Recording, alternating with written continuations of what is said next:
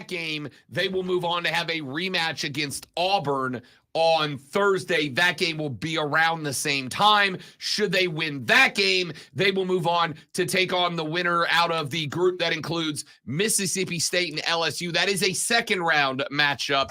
The winner of that game will take on Tennessee. The winner of that game, if South Carolina can knock off either Vandy or Arkansas and then Auburn, they will play them on Saturday in the conference semifinals, the SEC basketball tournament championship to be handed out on Sunday. Apologies to the stream, but someone keeps sabotaging the board, but I fixed it.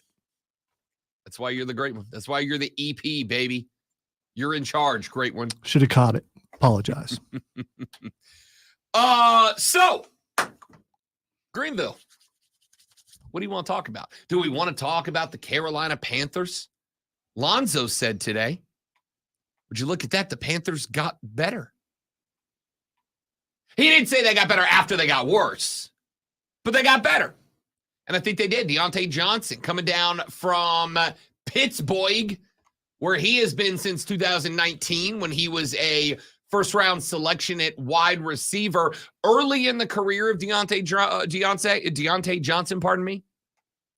early in the career, he had a bit of an issue with the dropsies. He's gotten over those by and large. He's gotten better with that. In fact, last 2 seasons combined, Deontay Johnson has the third smallest drop rate amongst wide receivers who had at least 200 targets. That's pretty good. That's pretty good. So that's a big pickup. It's not T. Higgins. There's still a lot of growth for this kid as he goes into his fifth NFL season. Into his 5th NFL season.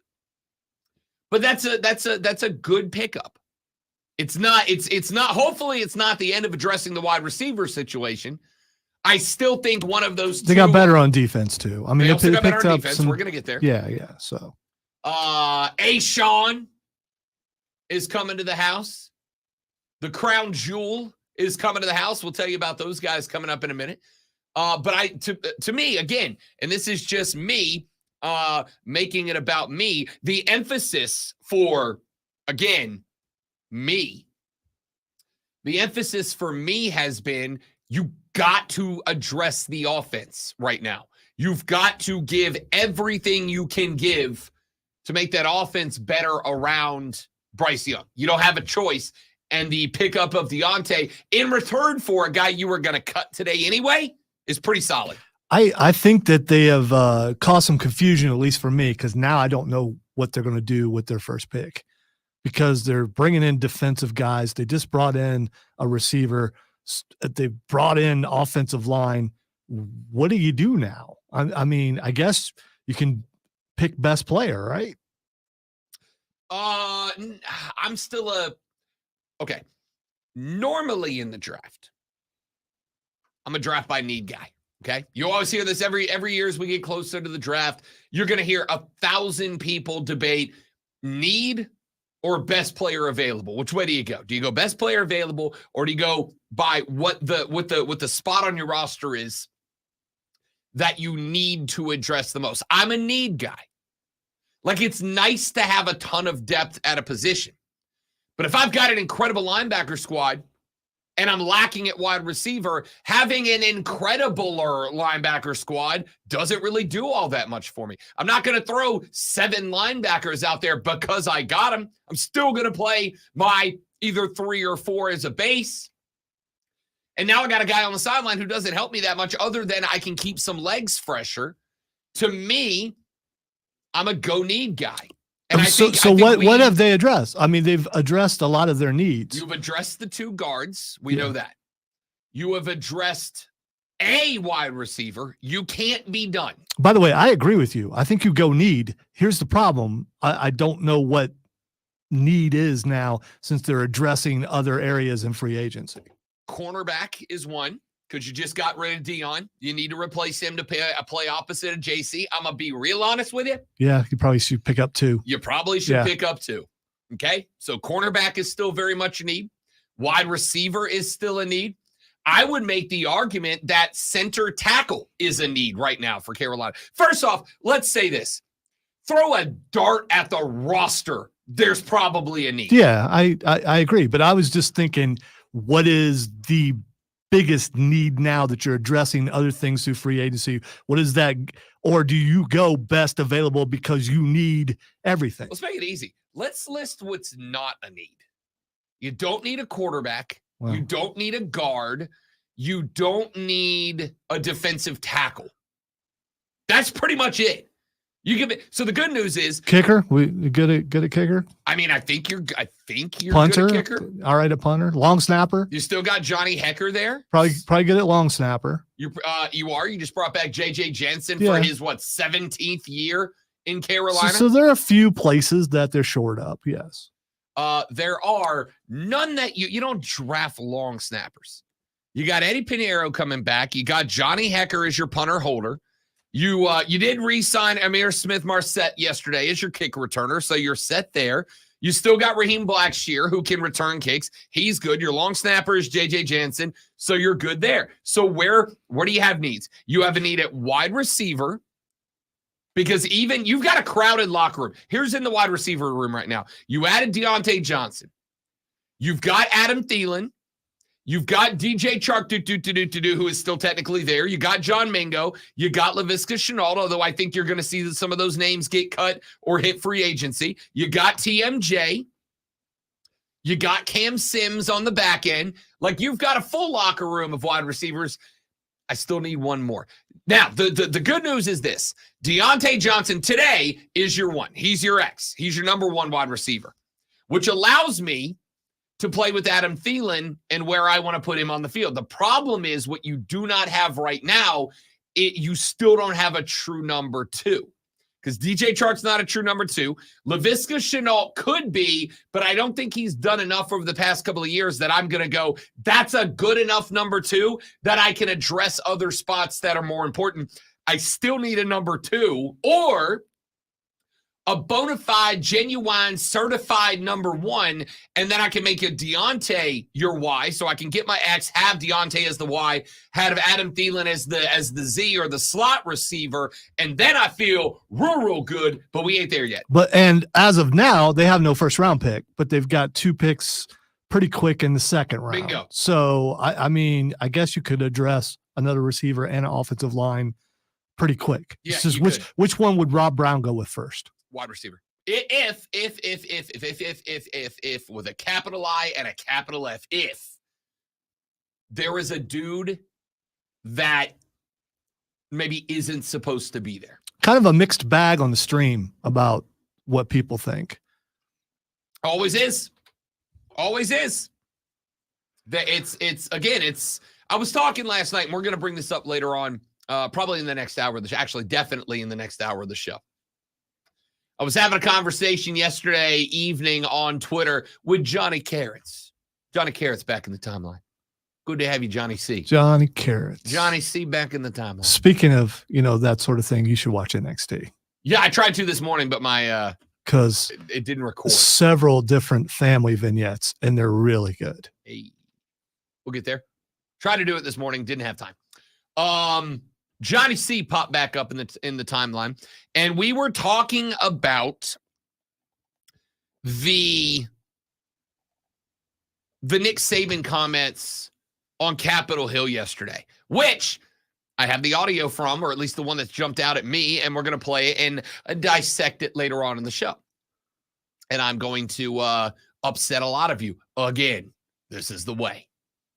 And I got into a conversation with Johnny Carrots, Johnny C, on Twitter last night. And I said to him what I've said to many of you. One of the issues that you bump into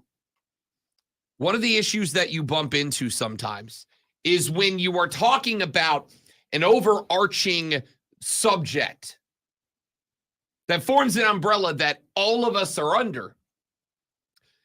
Sometimes you have people under that umbrella who want to talk about that umbrella, but they have potentially uncompromisable differences in philosophies about the thing.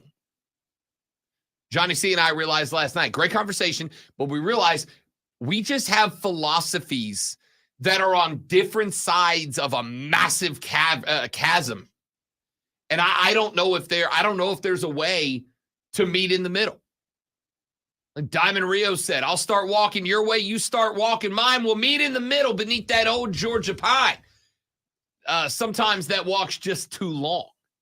Sometimes you can't meet in the middle. I am not willing to go, and you are not willing to go far enough away from our philosophy to reach middle ground. It's an unfortunate reality of being humans. You can discuss and debate and bang your head against the wall all you want, but sometimes my philosophical standing is just too far from yours. We can't meet in the middle. And that, on a regular day-to-day basis, is fine. It's fine. There's a lot of things, for instance, a lot of things in my life I'm not going to compromise. Lonzo's not going to compromise on. That if we were trying to, be roommates, it wouldn't work. But they don't come into play in our regular day-to-day life. We're already kind of roommates, but yeah, I get what you're saying. Yeah. There are some things we just don't talk about. Correct. That's it. And that's okay because we make it work. But there are other spots where we have to compromise. For instance, I play clips on the show I know Lonzo's not a huge fan of, but we just kind of had to come. All right, here's how we're going to clean this clip up to where I want to play it and you're comfortable with me playing it. And so there's a compromise there. But I also know that there is the potential at some point down the line where something comes up that impacts this show. It impacts our job, our way of life, our career, our futures. That I'm going to go A and he's going to go absolutely not A, and we're not going to be able to reach a middle ground. And then we got a problem. That's where college football is right now. It is in a spot where there's a mentality way over here that Johnny Carrots holds, and there's a mentality way over here that Rob Brown holds, and I don't know that there's a middle ground that either one of us can reach. Is Johnny Carrots actually Mark Ryan? I don't know, man. I don't know. I can't. You think he'd come up with Johnny Carrots? Yes, I do. Okay, fair enough. Yes, I do. All right, If you can, yeah, I don't care. Tell him I said it. Yes, I do. All right, so here's what we're gonna do. Let's take. Because doesn't that sound like a character generator? Hey, Johnny C. Yes. Johnny Carrots. What do you like? I like carrots. Right there in the name, huh? When we come back here in a minute, this is not something that impacts a lot of you. But yesterday, a college head coach, or should I say soon-to-be former college head coach, was asked a very simple question. This is the question. With the season now over, have you been told anything about your future as head coach with the program? Now, that's a very fair question. Then that college coach, Lonzo, went on to put on an absolute masterclass of how not to ever answer a question, and you're going to flip at the answer. I'll play it for you when we come back. Rob Lonzo with you, the Rob Brown Show's on your radio. It is the Fan Upstate. So you've already heard the answer? Yeah, right now I'm just trying to breathe. Man, that stuff is strong. Kobe. All right, good morning, y'all. We've met that middle ground. Your hand sanitizer, Hand sanitizer is too strong. It's too strong, man. It's just regular Purell. Yeah, but half a bottle.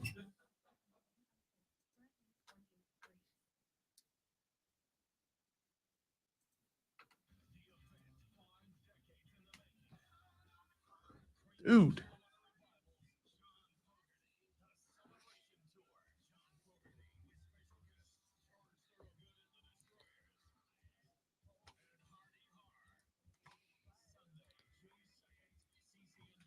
Hardy Har. What the heck is that? Is that country, maybe?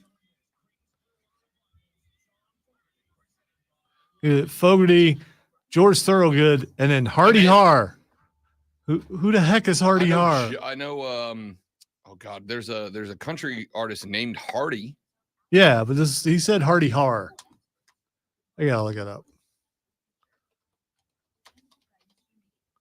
I'd go see George Thorogood. Yeah, he's like middle band, I guess. Have you ever heard of Paul Pena? No.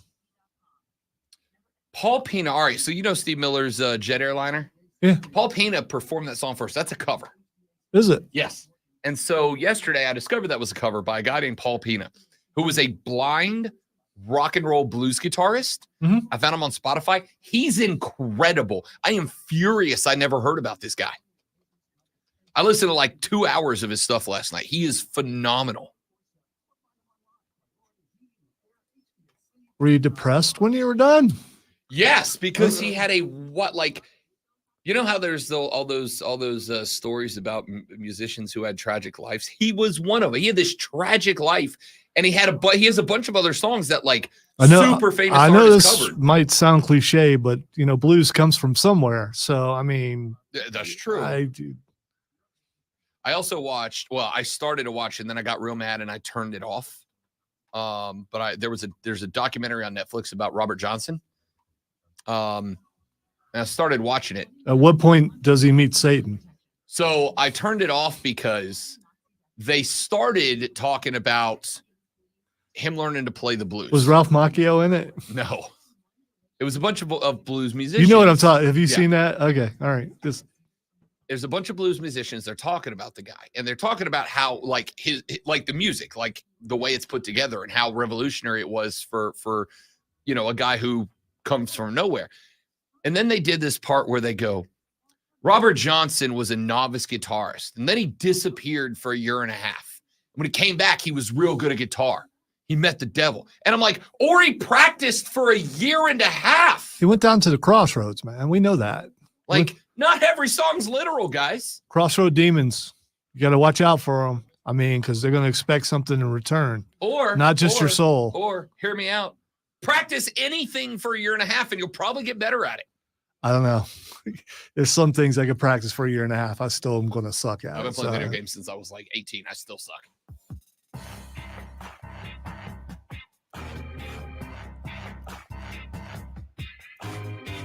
Hey, can I interrupt just a second? Because I read something that I think you'll be very interested in, and it's entertainment wise. But Arnold Schwarzenegger will star as Santa alongside Alan Ritchson in Man with the Bag. The film follows Santa as his magic bag is stolen, so he turns to his naughty list to find a former thief to help him plan a heist to get it back. I am so in. I know it shouldn't So be, but yeah, I want to see that movie. I'm so in. On Dasher, on Dancer, on Prancer and Vixen. And then he has to So in. then he has to get Reacher to come and steal the bag back. On Comet, on Cupid, on Donna and Blitzen. Get to the sleigh. Yeah, all I hear is neighbor. That commercial was perfect. Was that Super Bowl commercial of the year? It was to me. Yeah, it still plays during stuff. Every time I see it, I laugh. It Yeah. played during the SEC Women's Championship game. We were like, there was like 12 of us at a bar, and when it came on, we were all still. It's so good, like a good neighbor. It's so good. Yes, Arnold as Santa. I'm so in.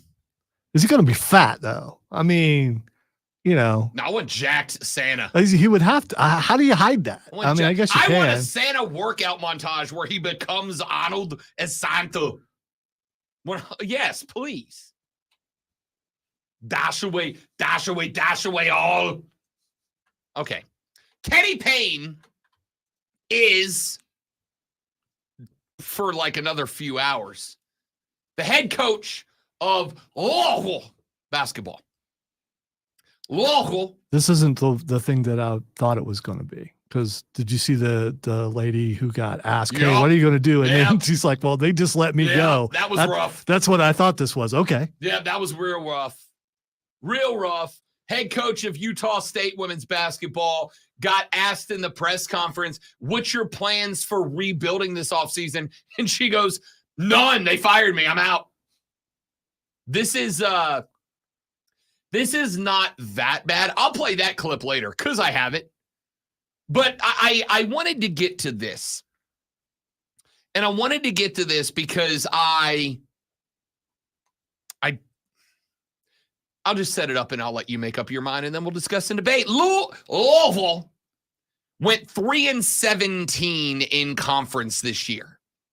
They went 8-24 overall. Now, those of you that are, my age, you'll remember that Louisville, for a very long time, I'm not going to do that the whole segment. You'll remember that Louisville, for a very long time, was a dominant faction in college basketball. For a very long time, Louisville was a team that was like Gonzaga. They were just kind of always there. They were always in the running. They were always in the tournament. They've won a couple of natties over the years. It's a good basketball program, or at least it was. A couple of years back, they made the move to go hire a former Louisville basketball player, Kenneth Victor Payne. Kenny Payne played at Louisville from 85 to 89. He went to the NBA draft, was a first-round pick in 1989, played all the way up through the year 2000 in the NBA. Pretty good player. He spent some time coaching. He was at Oregon from 04 to 09. From 2010 to 2014, he was an assistant coach at the University of Kentucky. Then he got hired as the associate head coach. In 2012, he was actually asked to become Mississippi State's head basketball coach, though he ultimately was not hired there. In 2020, the Knicks brought him in as assistant head coach under Tom Thibodeau. And then 2022 was introduced as the new head men's basketball coach at the University of Louisville. He finished his first year as head coach with only 4 wins, the worst record in modern history for any Louisville basketball team. Now, you might think, okay, it was 1 year. They increased their performance in 2023 by 100%. They won 8 games this year. I mean, that's growth, right? Well, a media member in the post-game press conference after Louisville got bounced in the ACC tournament's opening round, 94-85 to NC State, got asked this question. With the season now over, have you been told anything about your future as head coach with the program? That's fair. I mean, obviously, you're going to ask that guy. He won 4 games in 8 games. He has 12 total wins in 2 years. It's a fair question. See, I don't know. I guess sports is where you can do it because you can't call up and go, Rob, you've had kind of a bad week. I mean, have you been told anything about your future? Hell no. What kind of questions that? It is sports. This is absolutely a base of sports. So Kenny Payne got asked, have you been told about your future? Now, this is a bit of a long answer, okay? And ordinarily, I don't play clips this long. But I want you to listen to this answer. And I want you to tell me if you felt like I did that this is a masterclass in how to never answer a question. No, I have not. For me, I go back to day one. And it's unfortunate that we're talking about this right now. When I walked into the program as the new head coach, I talked about I needed everybody on the same page. We sort of forgot that. I talked about how I'm not going to let you blame me. I'm not standing up here by myself. I need all of Louisville with me. We sort of forgot that. I talked about it's going to take time. And I'm going to watch and see who jumped on and off the Titanic. We sort of forgot that. I gave a specific time. I said 3 or 4 years, and I'm good with it. That's what I believed at that time, and that's what I still believe it takes to fix this program. And like I said, with guys like this, you have a foundation. Brandon Hatfield, Mike James, JJ Traynor, the young guys that we have a foundation. Whether I'm the coach or not, I can look in the mirror and say I gave it everything I had to help this program. I love Louisville. I played here. I won a national championship here. This is not a job for me. Contrary to those who criticize, I don't sleep at night thinking about my brothers, the former players that played here, who had no access to the program. Should not be talking about this right now, but I have to say this. These young men, to play in a program where there's so much scrutiny, is unfair to them. They deserve to play in a program where people are uplifting them to be better, not fighting and tearing them down to make them question how good they are. Then you make my job impossible. Oh, Kenny. Kenny, no. Kenny, what are we doing, bro? So Louisville is the Titanic. Who's jumping on and off the what? Huh? No, God, please, no, no, no, no. It's been too long. I needed some Michael Scott in here. I really did. Yeah, I don't. Why? Don't compare your program to the Titanic. Just reeled out good, real good. I love that he opens with, "We shouldn't be talking about this right now." No, you coach, you've won 12 games in 2 years at a program that used to be one of the most illustrious in all of college basketball. You've won 12 games in 2 years. Yes, you just got bounced in the opening round of the ACC tournament. Yes, you played in the opening round of the ACC tournament. You're Louisville. You're not even supposed to be in the opening round of the ACC tournament. Forget losing in it. And here's the problem. To bounce back from a team that's won 12 games in 2 years is real tough to do. Real tough to do. Dude, to blame it on everybody but you. Everybody. My man did not take a lick of responsibility. Whose fault was it, according to Kenny Payne? It was the players. It was, at one point, y'all. It was y'all, just y'all. Just y'all. Just all y'all. Maybe he was blaming the media. Because talking about is it where he was talking about the breaking down of the players? Maybe he was blaming the media. I mean, maybe. But like, Kenny, I don't know if you know this, bud. It's kind of part of your responsibility as a head coach to discipline, to organize, to orchestrate your team in a way where the outside forces don't impact you. And don't think I'm leveling the sights only at Kenny Payne here. Do you know who else I said this exact same thing about literally last week? Nick Saban. Remember last week when we finally had Nick Saban speak out about the reasons that he retired? What did he say? He said, after the loss to Michigan in the Rose Bowl, I got real disappointed because we had guys throwing helmets and, his words, not mine, showing their asses, et cetera, et cetera. His words, not mine. And my thought was, Nick, and maybe this may shock you, I come from the Bob Brown Jr. coaching tree. It's not exactly the Bill Parcells coaching tree, but I sat under the Bob Brown Jr. coaching tree. That's my dad, for those of you that didn't catch that. And when I got to the point that I had grown up and graduated, and when I started, because I spent a number of years coaching Little League sports, when I was coaching Little League sports through and after my college days, because I believe then, as I believe now, that Little League sports are without a doubt one of the most important things that we do for the next generation of youths.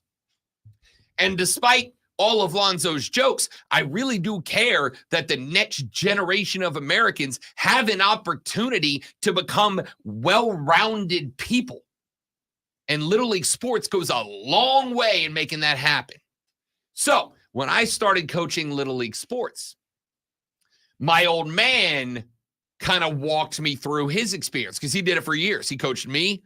He coached my little brother. He coached most of my friends at one point across a variety of sports. And he sat down and he said, look, there is a point where you're going to get frustrated because your team shows a lack of discipline.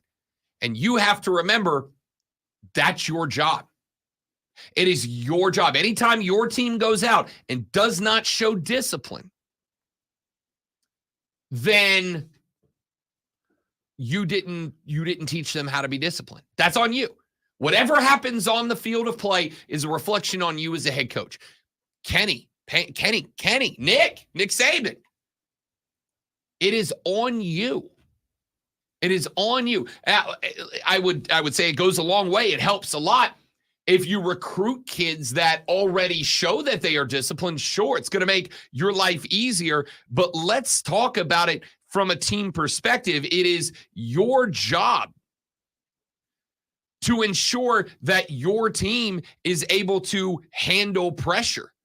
It is your job when the media starts coming for you to have your team ready to look at that, to face that pressure and to respond to it. There's a lot of things that we criticize Dabo Swinney for over the years. But man, go back to last year. Back-to-back years where things maybe weren't going for the Clemson Tigers on the football field the way that Clemson fans wanted them to. And some of y'all started getting a little hot and bothered about your football team, and not in a good way. Some of y'all started to get a little chippy. Some of y'all started to chirp a little bit about Clemson football. And do you remember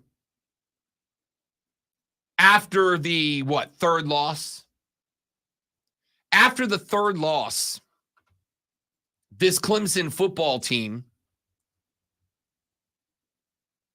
took the L, and Dabo got asked about, handling pressure and how do you handle the pressure? I think it was the NC State loss, wasn't it? Maybe it was the fourth loss. I think it was NC State. In fact, I know it was NC State because it was the back-to-back L's that kind of triggered the fan base a little bit.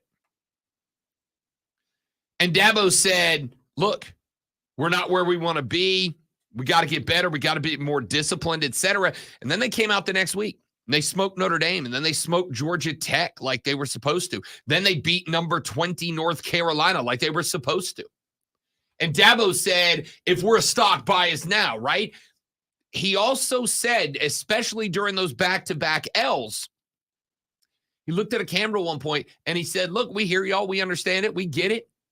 But then what did he do? We went to his football team and he said, that crap is extraneous. That crap, you got to ignore it. You can't pay attention. You can't let that bother you.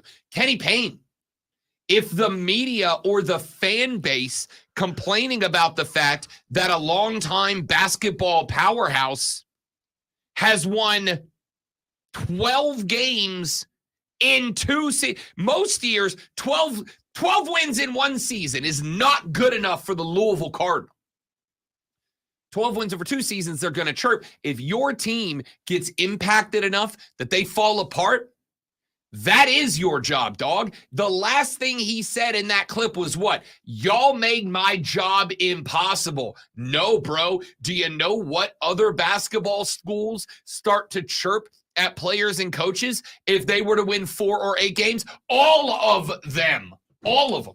All of them. Detroit Mercy won 1 game this year. They fired their coach. That's not like a big basketball powerhouse. How many of y'all heard about Detroit Mercy before this year? None of you. This is the first time I've heard of Detroit Mercy right now. Yeah. 1 game they fired their coach because they went, nope, that's not good enough. Do you think that the coach at Detroit Mercy, the former coach, is going to grab a mic and blame the media or the fans, or worse, his own players? Get out of here, dude. What a master class in screwing up. You should put in his resume at Louisville. I hear they're about to have an opening. Louisville sources reporting that Kenny Payne is going to be informed today. He will shockingly not be retained as the head coach. Listen, I think maybe, because he mentioned in that answer there that when he got hired, he said, look, you guys are in a state. It's going to take me 3 years to pull this thing back together. Maybe there's a chance Kenny Payne could have earned himself 1 more year. Maybe. Big maybe. Won 8 games, maybe. But he could have said, hey, we won 4, then we won 8. Next year we won 16. Year after that, we won 32, and we're in the tourney. Winning. They don't even play 32 games, but we could, right? We double it up every year. Maybe could have kept the job. But then he grabbed the mic and he did whatever the hell that was. My word, Kenny Payne. Talk about, Zoe, I've heard a lot of bad answers from a lot of coaches over the years. That is in the Hall of Fame of you-know-what answers. I didn't think it was as bad as you say it is. It was pretty bad, though. I think there's been a whole lot worse answers. I mean, that's up there with, and we let him off the hook in terms of coaches' responses. Yeah, but that's entertaining. I mean, that's something that will live forever. That's true. That's true. They are who we thought they were, and we let them off the hook. All-time great. If you want to crown them, go ahead and crown their asses. Yeah. But they are who we thought they were. We let them off the hook. All-time great answer. That from Kenny Payne was a disaster of a disaster. It was almost Titanic. Oof. Real bad, Kenny. Real bad. Oh, my God. Kenny killed Kenny. All right, let's take a break. Back after this, wrap up Hour 1. Rob Alonzo and you on the Rob Brown Show and the Fan Upstate.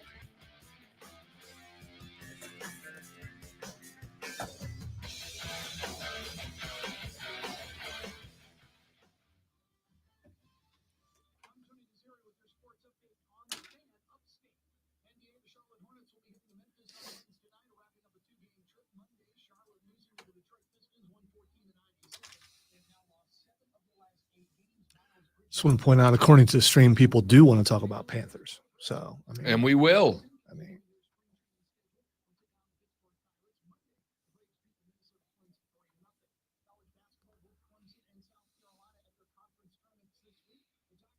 came out this morning. The cat was playing with the dead mouse. Yes. Winning.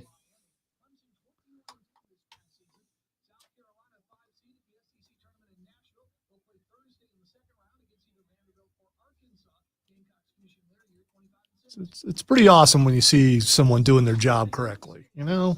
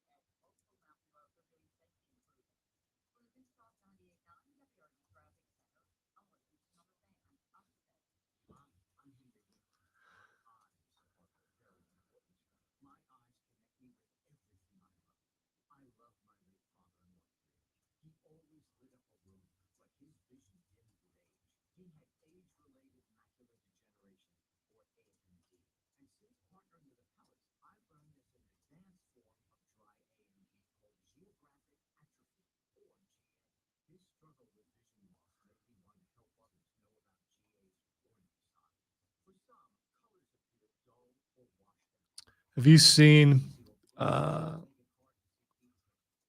Skip's comment that people are just destroying about the comma? I have not. About the comma? About a well-placed comma? I have not. If you just go on X and put Skip's name in, I'm sure it will pop The Skip up. I hate? Yes.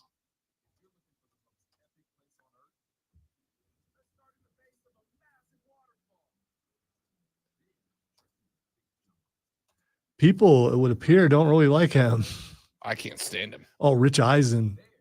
So I mean, the big names are saying stuff about what he put out there.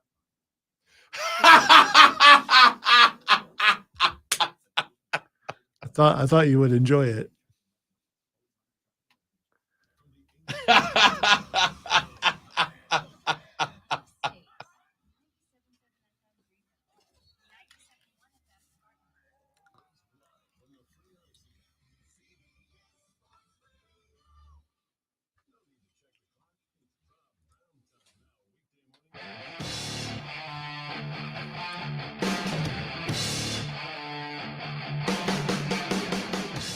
The Rob Brown Show rolls on. It is the Fan Upstate. We just gave you, on one hand, one of the worst answers that I've heard somebody say into a microphone at a press conference in a long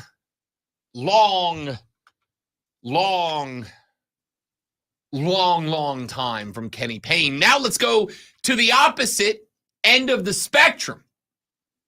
Scotty Scheffler, playing some of the best golf on tour right now. Scotty Scheffler has also, I guess, felt like somebody needed to step in and fill the role that Rory and Tiger and the rest of these guys have left behind, of being the primary anti-LIV Tour voice on the PGA Tour.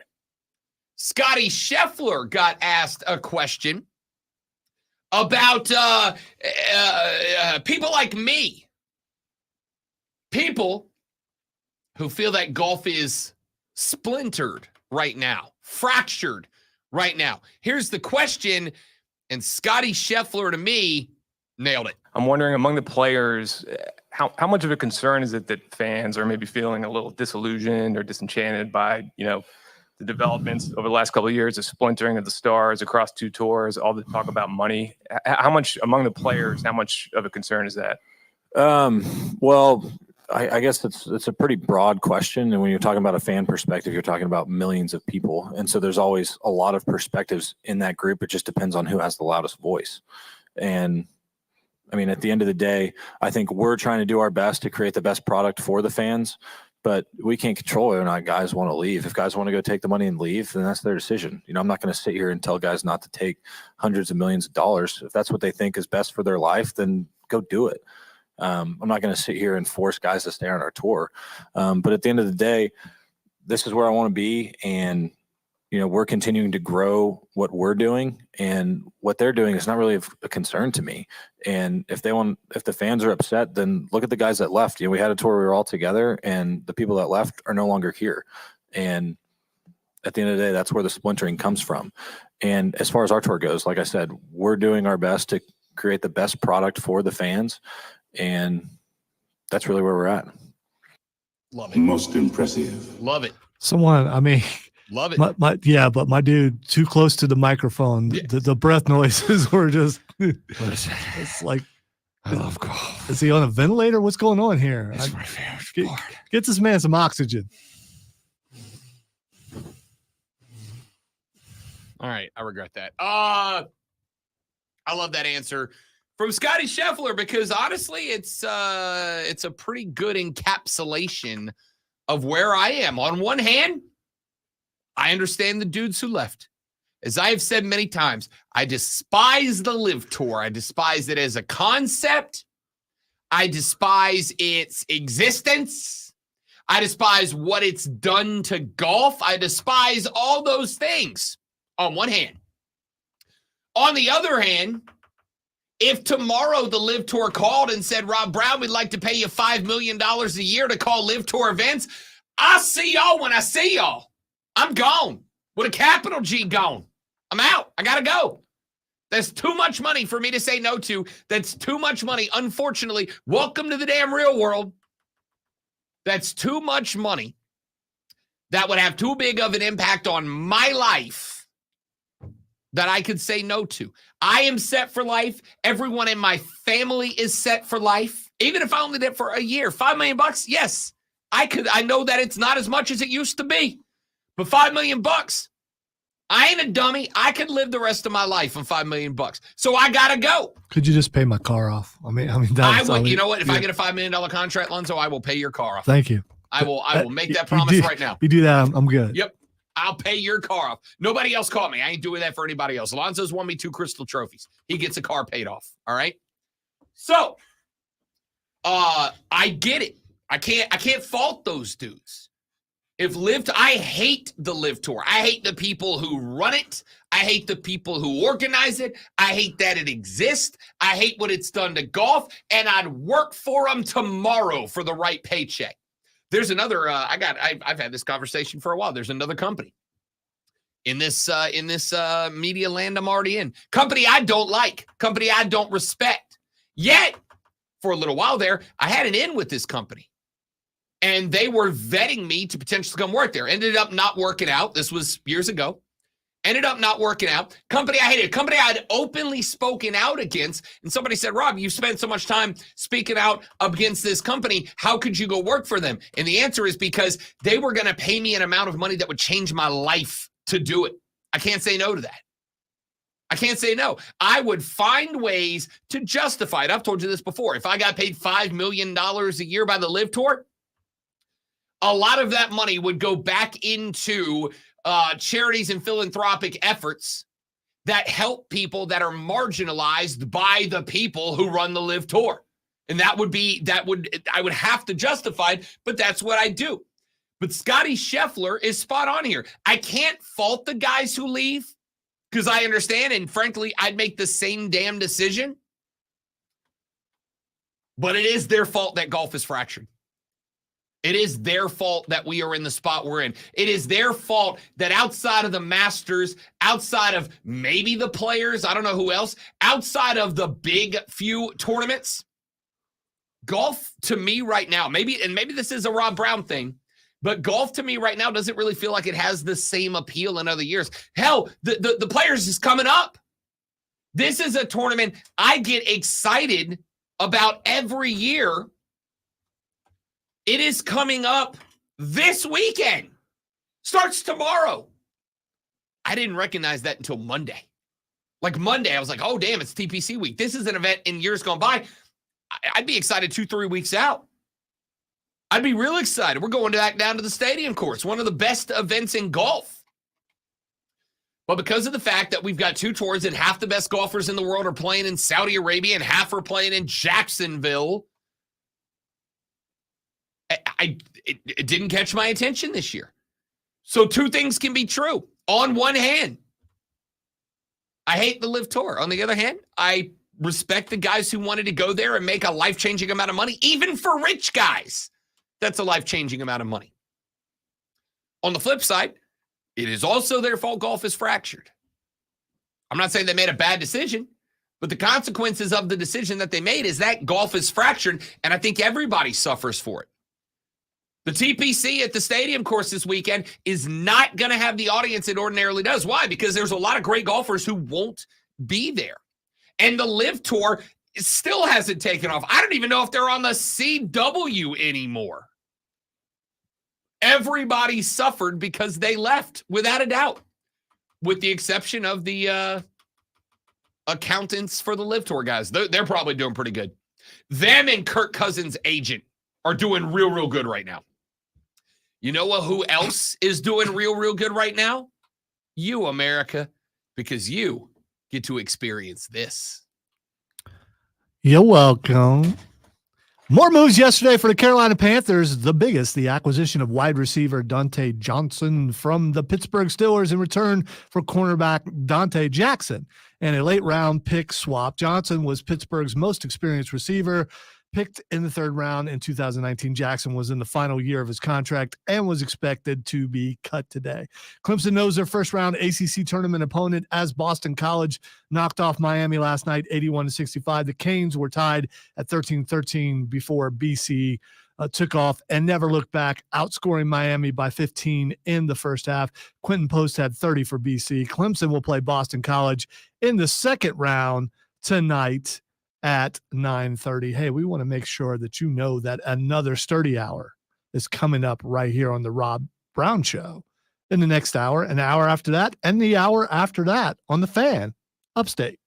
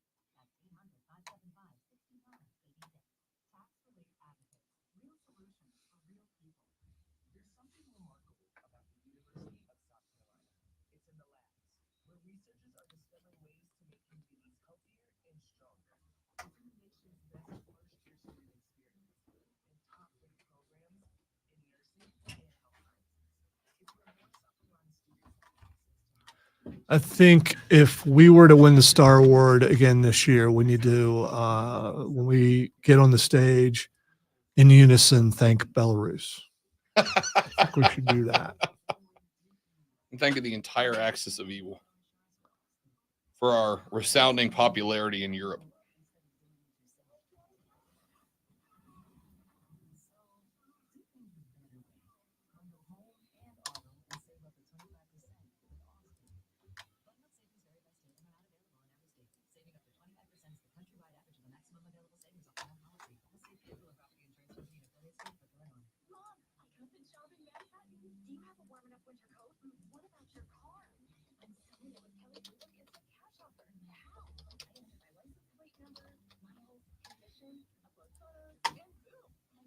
Boom. Boom! Amy Lawrence, noted influencer.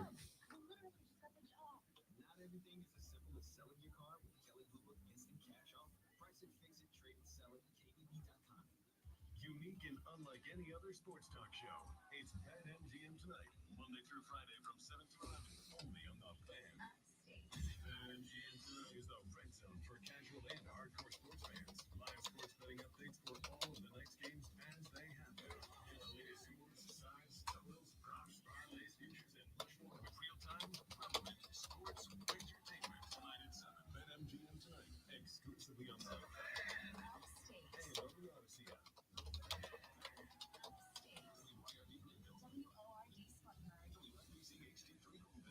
official sports voice of the Upstate Fan.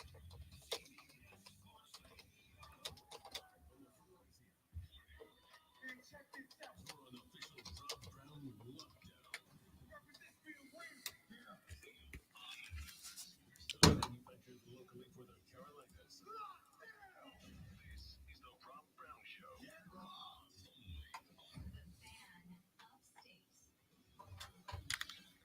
Hey, Big Daddy, how you doing? Real good, Corey LaJoy. Let's get it. Our numero dos of the Rob Brown radio program starts right now. Welcome back, my friends, to the show that eventually ends. Actually, as a matter of fact, it ends at 10 o'clock in the morning. But between here and there, sports talk, excellence, to delight, to entertain, to amuse, to hopefully hold your attention forever and ever. I am Rob Brown, the great one, Lonzo on the ones and twos. This fine upstate Wednesday morning, should you would like to be a part of the radio broadcast, now's a spectacular time for you to do it. The renewal by Anderson of the Carolinas fan phone is open for you at 844-326-3663, 844-FANFONE. You may shoot us a text on our text line at 71307, 71307. Start that text with FAN, F-A-N, FAN, F-A-N. We'll read them on the radio broadcast. You can also get at us on the Twitter X poster, whatever it's called. Get on daggum Twitter. Get on the tweet.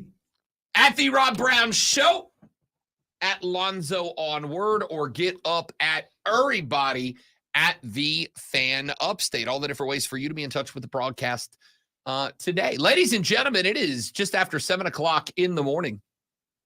Johnny Carrots tweeted the show, by the way. He said I should do an entire segment as Arnold Schwarzenegger at some point. No. Yeah, I'm gonna second that. No, No, it's just, you know, I won't do it. spurts, I can't do it. spurts here and there. Don't give them too much. Just after 7 o'clock in the morning, which means if you got one of them regular 8 to 5 jobs that you got to deal with, well, my friends, that means you are less than an hour away from getting your work day started. And that means that you're less than an hour and a half away, I am sure, from taking that first break of the day, walking down that hallway to the refreshment station and talking sports with your coworkers around the water cooler. And if you're going to do that, you're going to need this.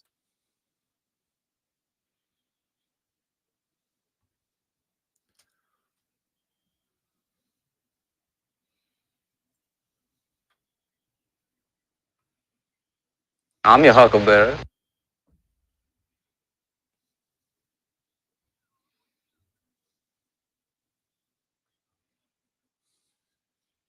It is the Water Cooler Cheat Sheet, the top 3 sports stories that you need to know before you go start talking sports with your coworkers this AM. Let us dive right in with our item. No, I mean, it is our number 2. We're well dived in at this point. Item number 1. Lot of news coming out of Charlotte, North Carolina yesterday regarding your Carolina Panthers. We begin with a follow-up that broke after we went off the air. Obviously, the Carolina Panthers lost quite a bit of talent on the defensive side of the football. We know Brian Burns got traded to the New York Giants for a 2nd and a 5th round pick. We know Frankie Louvu and Yetur Gross-Matos were both allowed to walk and both elected to sign somewhere else. Well, there were a lot of folks, a lot of Panthers fans going, why? Why did we not pay? Why did we not sign? Well, according to multiple reports out of Charlotte yesterday, the Panthers tried. Mama tried, specifically with Frankie Louvu. Reports are that the Carolina Panthers did make a better offer to Frankie Louvu, maybe even a better offer than he signed to go play for the Washington Commanders. Bum. So why did Frankie Louvu end up as a Washington Commander as opposed to remaining a Carolina Panther? Very simple. He wanted to play for Dan Quinn. That's it. According to multiple reports, Frankie Louvu saw Dan Quinn's defense as more beneficial effectively to his game and stat line than Ejiro Evero's. Why? Because Dan Quinn's style of defense asks, or I should say permits, maybe demands more pass rushes out of its linebackers than does Ejiro Evero's. Dan Quinn runs a 4-3. With a 4-3 defense, 4 down linemen, 3 linebackers, ordinarily, your 4 down linemen are tasked with maintaining the line of scrimmage, maintaining and collapsing the pocket. Your linebackers are freed up to be a little bit more rangy, to play left and right, up and down, more than just stay. In Ejiro Evero's defense, which is a 3-4 at its base, though he does run a pretty hefty amount of 4-3, in the 3-4, your linebackers are more tasked with being a part of that setting of the line of scrimmage. Your linebackers are more tasked with being stationary, sitting in this particular area, staying in this spot where you can kind of keep the pocket from becoming porous and allowing running backs and quarterbacks from slipping away. Linebackers don't have the opportunity in Ejiro Evero's defense effectively to pad the stat line. And Frankie Louvu, was more concerned with playing within a defense that allows him to be more Micah Parsons-esque. Micah Parsons, of course, had a stellar year in Dan Quinn's defense last year for the Dallas Cowboys. So this was not a lack of effort to keep Frankie Louvu in the fold in Charlotte, North Carolina. This was more a player decision to take a lesser contract in order to play a style of football that he more preferred to play long-term. Can't fault Carolina for that. Not on them. That was not the only news that we got yesterday. We talked about the fact that, or at least I talked about the fact that I believe getting a new wide receiver was a major goal for the Carolina Panthers this offseason. They did that yesterday. An out of left field trade saw the Panthers send cornerback Dante Jackson, a young man they were expected to cut today if they could not find a dance partner, as well as the 178th pick in this year's NFL draft to the Pittsburgh Steelers in return for wide receiver Deontay Johnson and the 240th pick. So you got a pick swap going on. You're dropping back 62 spots in the draft and sending Dante Jackson, again, a player that you were going to cut today, and you get back a one wide receiver. Now, this does not, in my ever so humble yet frequently correct ball-knowing opinion, stop you from still being on the hunt for a true star wide receiver. What it does do, I think, is take you out of the mix for a guy like a T. Higgins. I think that's the guy we all had our sights set on. Deontay Jackson, kind of in that same ballpark. A guy that had a pretty gnarly case of the dropsies earlier in his career. He has had a couple of injuries, nothing significant. It's mostly been some locked up hamstrings or a sore ankle here and there.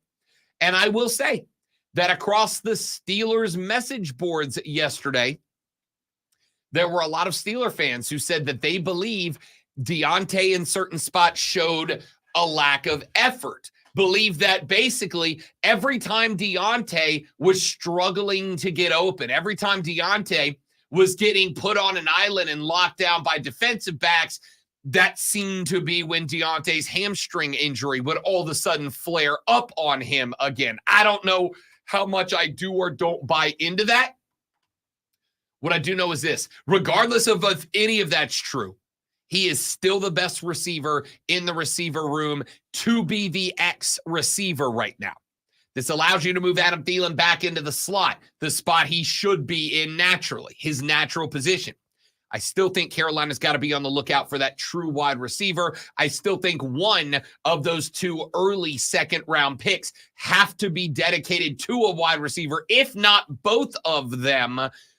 But this is a good pickup for Carolina. Very small sample size here, but Dan Morgan compared to Scott Fitterer. What do you think? Good start. Real good start so far.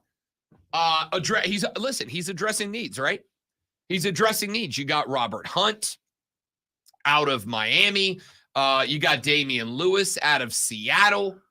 You've got Deontay Johnson out of Pittsburgh. You got Adam Thielen still. You got Bryce Young still. You got Chuba Hubbard still. You got Miles Sanders still. Now, will this unlock Miles Sanders? I don't know. Well, having a running offense, that might unlock him. Listen, having more offense, carries will, I think, help him do better. I don't disagree.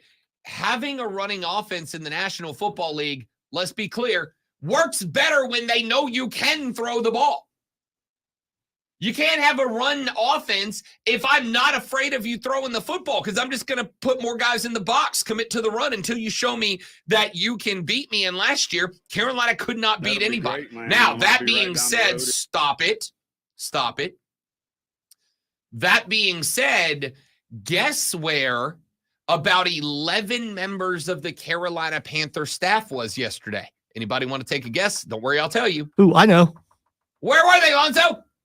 Columbia. They were in Columbia at the pro day of one University of South Carolina. Who, pray tell, great one, might you know off the top of your head, who was working out yesterday that, I don't know, might fill a need that I literally just mentioned for the Panthers? I just threw up the X, and it has nothing to do with two words that are heading towards you. It's Xavier Legette.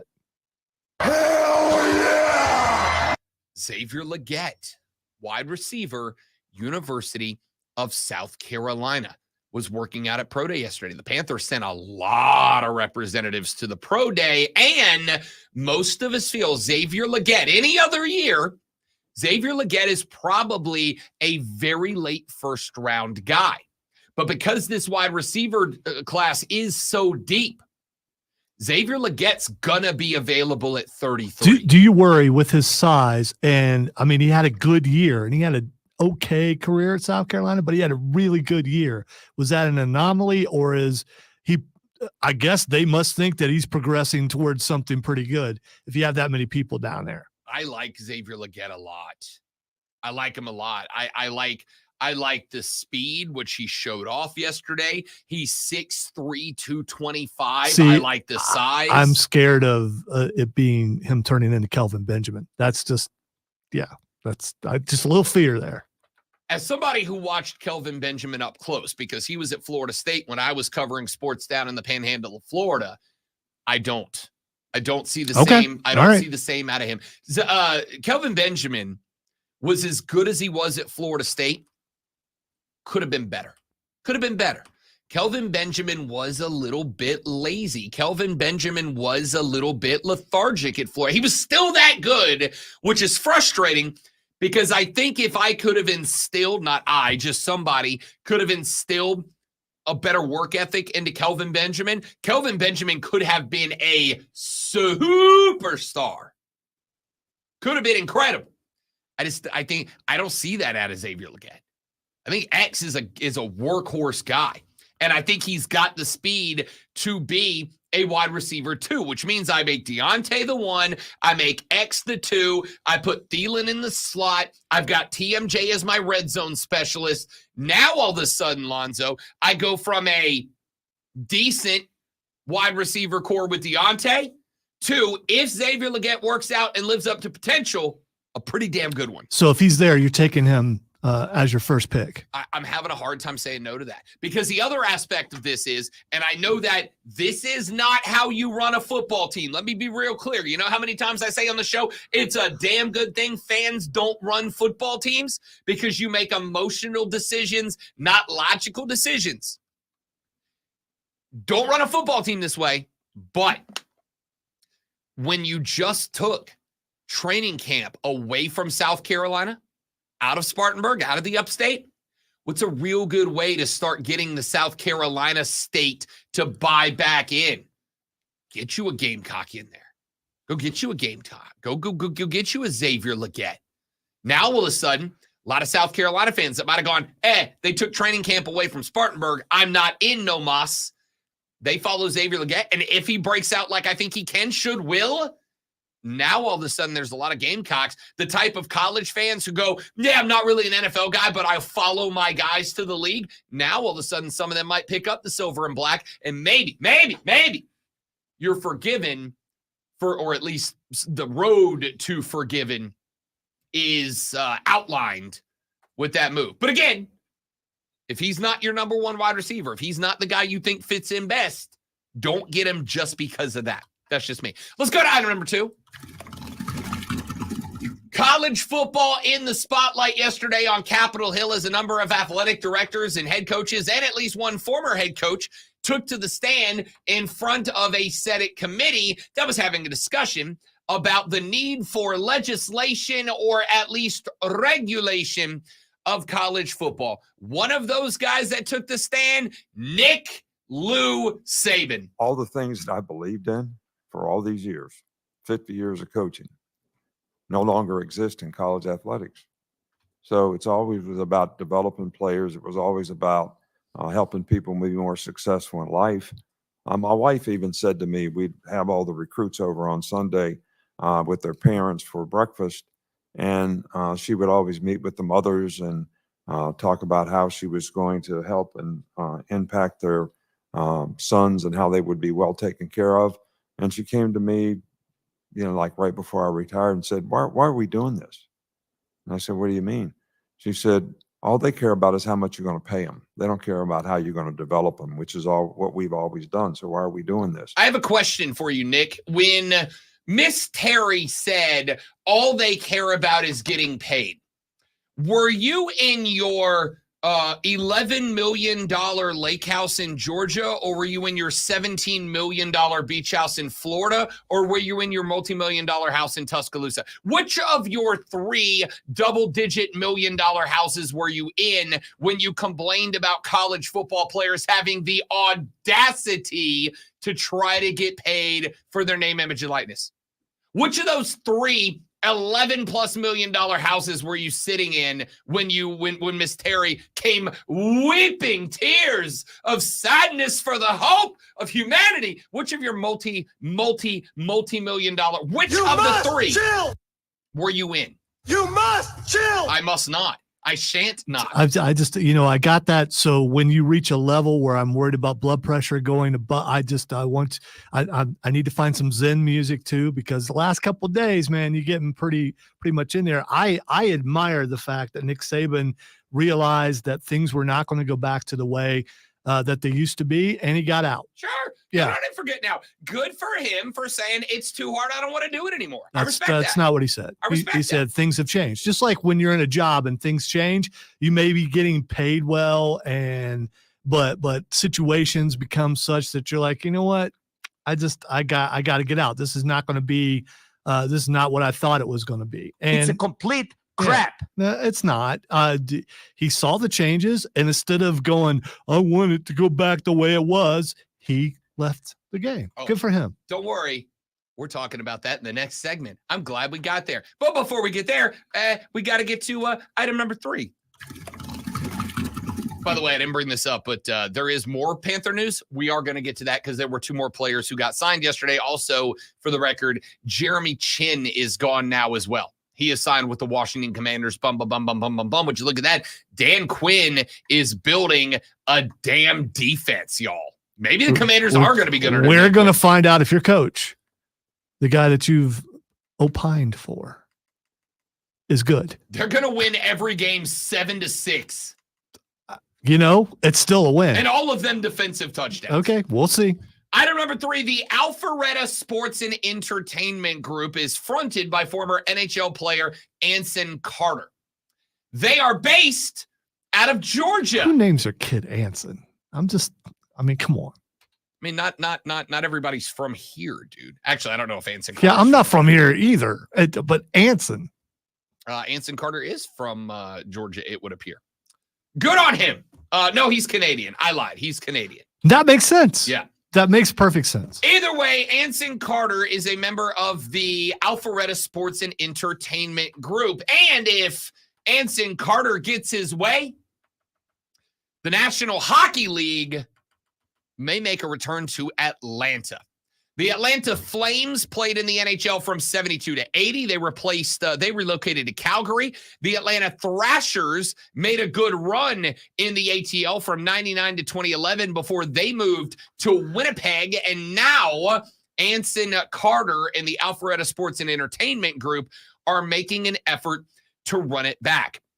They published an announcement yesterday that stated that they are seeking an NHL team for a new arena designed by architect Frank Geary that will be part of a larger development at the North Point Mall site in Alpharetta, about 30 minutes from where the Thrashers used to play. Carter, an analyst on TNT, said in a statement, quote, I have no doubt that the best league in the world will thrive in its return to Metro Atlanta. I have been in dialogue with NHL Commissioner Gary Bettman since 2019 about an expansion team returning to the Fulton County Metro Atlanta market, knowing that franchise decisions are exclusively decided by NHL Board of Governors. Amongst the partners mentioned in the announcement are Neil Liebman of Top Tier Sports, Peter Simon of Simon Sports, Aaron Ziegler of Ziegler Automotive Group, and New York Life Real Estate Investors, who is a partner in the development of the mixed-use land where the stadium may be. In a statement yesterday, NHL Deputy Commissioner Bill Daly said the league appreciated the enthusiasm from the group. It's a long shot. All right. Now, Carter is a member of the ECHL ownership group of the Atlanta Gladiators, one of the direct rivals of the Greenville Swamp Rabbits, as a matter of fact. Carter previously attempted to purchase the Hawks and Thrashers and their arena back in 2011 with a group called Atlanta Sports and Entertainment, but they were declined by the then owners of the team, Atlanta Spirit. There are other groups interested in bringing the NHL to Atlanta as well. Vernon Krause, a businessman who has proposed building an 18,000-seat arena in a mixed-use development in Forsyth County? Forsyth? Forsyth? Forsyth. Go ahead and say Forsyth County. Forsyth County. Daggone Forsyth County. told WSB TV that he met with Bettman in New York. Krause said he believes that if the NHL approves expansion, a team could be in that arena in the ATL in the 27-28 season. He told ESPN last September he was optimistic. Daily told ESPN last September he is optimistic that the third time could be a charm for hockey in the ATL. The NHL does currently have 32 teams. Gary Bettman has already said that expanding beyond 32 is not a priority for the NHL, but that they are also not against it, as multiple cities have showed interest in joining the league. Utah Jazz owner Ryan Smith and the Smith Entertainment Group announced in January that they have started the request to bring an expansion team to Salt Lake City in Utah as well. They are also in the hunt for an MLB team now as well. So the ATL and the NHL again, potentially, perhaps. I got to tell you, I really hope so, because I really want hockey within driving distance. I'm begging. I really do. I really do. Hey, let's take a break. When we come back here in just a minute, you heard that clip I played from Nick Saban just mere moments ago. We, collectively, all of us, are going to address it in a group-type setting, the round table. You must chill! I shan't chill, because I kind of, despite my, and I mean this, love of the greatest college football coach of all time, the most, I mean this, maybe the most important figure in the history of collegiate football, Nicholas Lou Saban, I kind of hate this take from him. I think he kind of missed the mark. And I'll tell you why when we come back. Rob Alonzo and you on the Rob Brown Show with the Fan Upstate. QC. Quick live read, and then we're right back. You guys stay right there.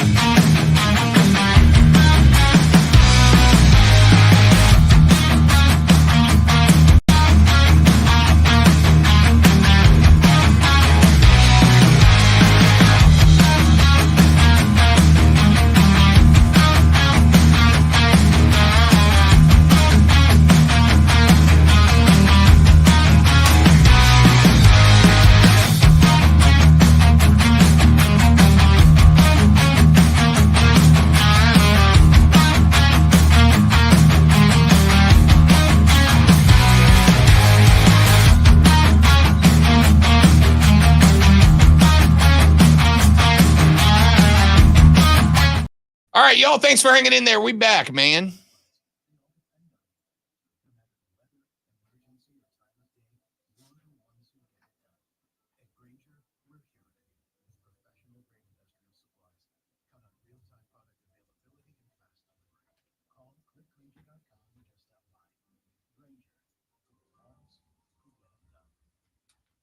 Pluto TV is TV the way it should be. Free. With over 300 channels, thousands of movies and TV shows costing zeros of dollars. So if you want to watch shows like Ghost, The Walking Dead, CSI, Star Trek, or The Price is Right, well, The Price is Right. It's free. Hit movies like Braveheart, Sonic the Hedgehog, Anchorman, The Legend of Ron Burgundy, or Mean Girls won't cost you a thing because everything is free. All you have to do is download the app, which, by the way, is also free. Pluto TV. Stream now, pay never. Spring training is here, and the free Odyssey app has everything you need to get ready for opening day. In-depth team coverage from the biggest sports radio stations across the country, exclusive interviews with players, managers, and MLB insiders, and podcasts dedicated to your favorite team. Listen, Steven, what's up? Trey, welcome in.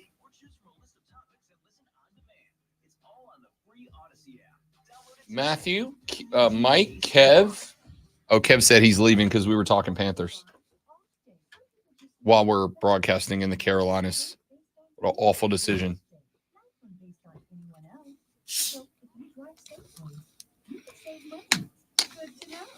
Visit allstate.com or call for a quote today.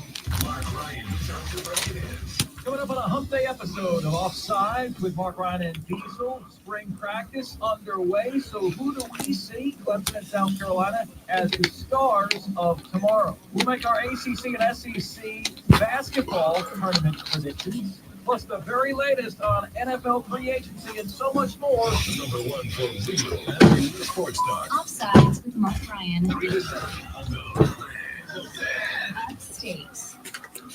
Text us at 71307. Keyword fan. This is the Rob Brown Show. Yesterday, a group of athletic directors and head coaches, and at least one former head coach, went to Capitol Hill to discuss the changes ever present in the land of college athletics. One of the folks who took to a microphone, sitting directly next to Senator Ted Cruz, was Nicholas Lou Saban. And Nick. Why do you keep saying his middle name? Make him sound like a serial killer. Why do you do that? And I don't know why some people catch the middle name and some don't. I do the same thing to Thomas Christopher Robinson and Edward Brady. That's a lot of names. That's not his actual name. Okay. Some All right. people just catch the middle name. I don't know why. Okay. I mean, but it just suddenly started happening. So Nicholas Saban, when he started going against your beliefs, he suddenly his middle name creeped in. Listen, I'm just saying. Nick's been against a lot of my beliefs, and that's okay. He's still Nick Saban. He is, I said it, I meant it, not only the best coach in the history of college football, I honestly think Nick Saban might be the most important person in the history of college football. And that is why when Nick speaks, America listens. Like yesterday when he was on the mic and he said this. All the things that I believed in for all these years, 50 years of coaching, no longer exist in college athletics. So it's always was about developing players. It was always about helping people be more successful in life. My wife even said to me, we'd have all the recruits over on Sunday with their parents for breakfast.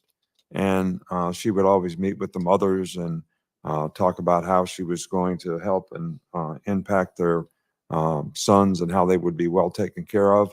And she came to me, like right before I retired and said, why are we doing this? And I said, what do you mean? She said, all they care about is how much you're going to pay them. They don't care about how you're going to develop them, which is all what we've always done. So why are we doing this? Okay.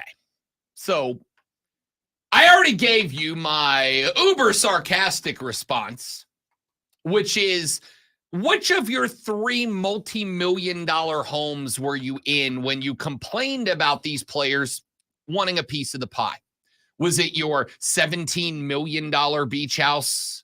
Was it your $11 million lake house? Was it your multi-million-dollar residence that I couldn't find a price for? But I'm suspecting it wasn't cheap in Tuscaloosa, Alabama. Be careful. You probably too much. They're going to think you're trying to, Make a point? no, Sure no, am. do something. I'm just curious as to your point. What did he say was wrong? What did he say was wrong? What did he say that was wrong? Oh, I'm coming to that. The response that he gave that was wrong was, I'm sad because these guys want money now and it's not about development of play. Guys, Nick, listen. So is it not about that? Because it seems to be Hang about on, that, I'll which tell you. I'm fine with. That's the way it is now. I'll but tell you. I don't. This is so freaking dramatic. Okay? Now, let me make this easy for you, Nick. You just said that during the recruitment process, Miss Terry, who again, I have immense respect for, I am being very genuine and sincere, something I have a habit of not doing when I talk about my admiration for Nick and Miss Terry. I don't know. I call her Miss Terry religiously. Yeah, I appreciate that, but your tone doesn't belie, sincerity. It sounds a little bit sarcastic. I'm just that's just what I hear. Okay. So I am sincere when I say I have an immense amount of respect for Nick and Miss Terry. I mean that. That is genuine from the heart. I do. Okay. They have both done incredible things, both as coaches, as a coach's wife, and as people. But you said in your little anecdote there, Nick, a conversation that happened in one of 3 multi-million-dollar homes that you own. I don't think you're hurting for cash, pal.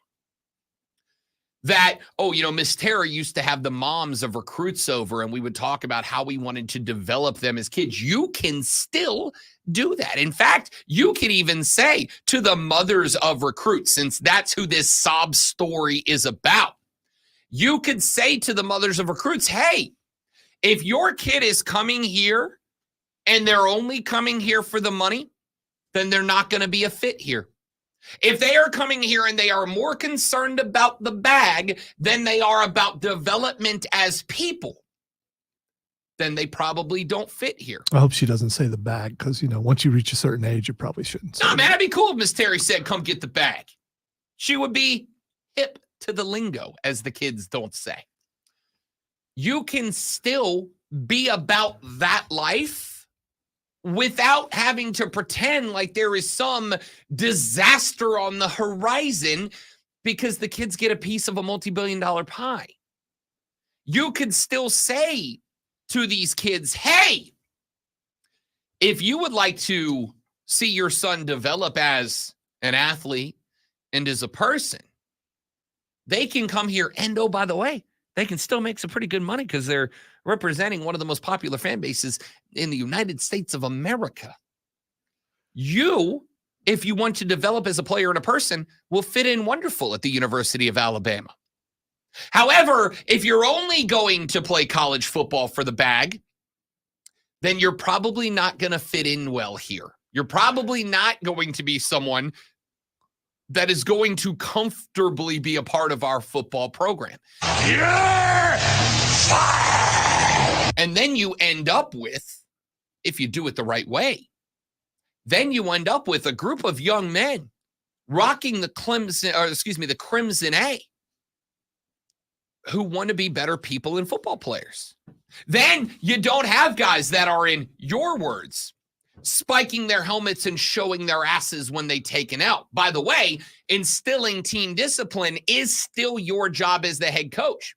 And if you want to be good at the job, you should probably go find kids that you can mold. You can fit into that.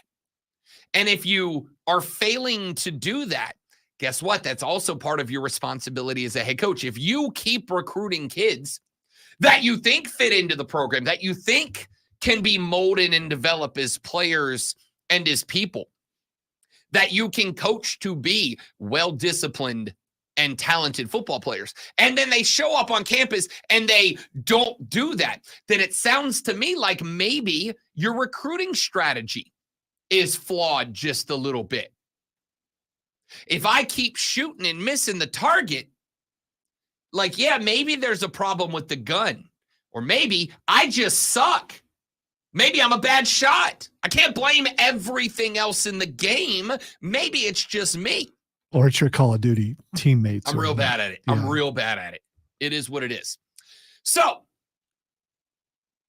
I threw this out last night and I said, to me, this sob story from a multi-millionaire, it doesn't move me at all.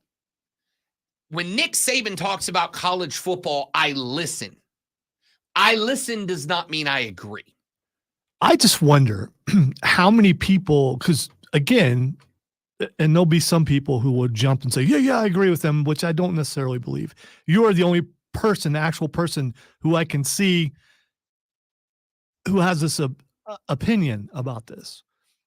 Most people that I know are upset about what it's doing to college football. What's it doing? And What's it doing? It's becoming the NFL, which it already is. Tell me what that means. I keep here. See, here's the problem that I'm having.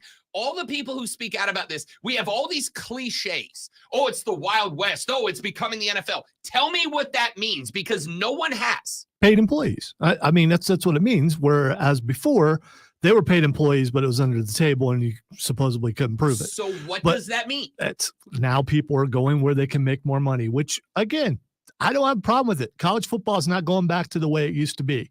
I'm just saying, you are the person who I hear the most take the side that you're taking. I can't name anyone nationally who's taking that side. And it doesn't, I mean, I'm glad you're unique. That's what makes you award winning. But it doesn't make you entirely right because you're the only voice saying it. I'm not saying I'm entirely right. I'm saying I got a real good foundation to stand on. And I'm saying that the majority, I invite, the phone lines are open, 844-326-3663. I invite you to tell me when I hear it's the Wild West, it's the NFL light. Okay, but what does that mean? Because it's just cliche after cliche. It's ruining football. How? How is it ruining football? Because the only thing I've got is they're getting paid. Okay, why is that bad? And two, they can leave. Well, guess what? So can everyone else in America at just about anything that they do. The only people who are in a position that they can't leave are inmates. Like, that's it. That's the only thing that we say. You can't leave here. Well, they can leave. They just, if they get caught, they got to go back. You get what I'm saying. You get what I'm saying. So then I got this from my dog, Johnny Carrots. JC on the Twitter said, quote, well, let me give you the context. I put up an acknowledgement, admittedly, smart-ass response to this. Because Ross Dellinger quoted Miss Terry, and I put up three pictures of Nick Saban's $11 million Lake House second home. And I said, meanwhile, Nick Saban, who definitely coaches for charity, owns this as a second home. I didn't even point out the third home worth $17 million. I just went with the $11 million second home. And Johnny Carrot said, I don't understand your take on Saban or any coach. They've already paid their dues, and this is a result of them. Any of those players can become a coach and have the same thing. It's not unusual for the head of a company to have or make more than the people working for them. Life isn't fair. I don't disagree. Life's not fair. You're absolutely correct. Here's what I will say. Do you point out to the boss downstairs that, he owns multiple homes and all this guy? I mean, do you know that? But you know what the difference is? The boss downstairs isn't out there actively campaigning for limitations on what I can make, achieve, and accomplish in my job. Quite the opposite. He doesn't have to campaign to. He could just do that. He sure could. Yeah. And I will say this, and I'd say this to his face. The day at any job, anywhere ever, the day that I had a boss say, you need to stop.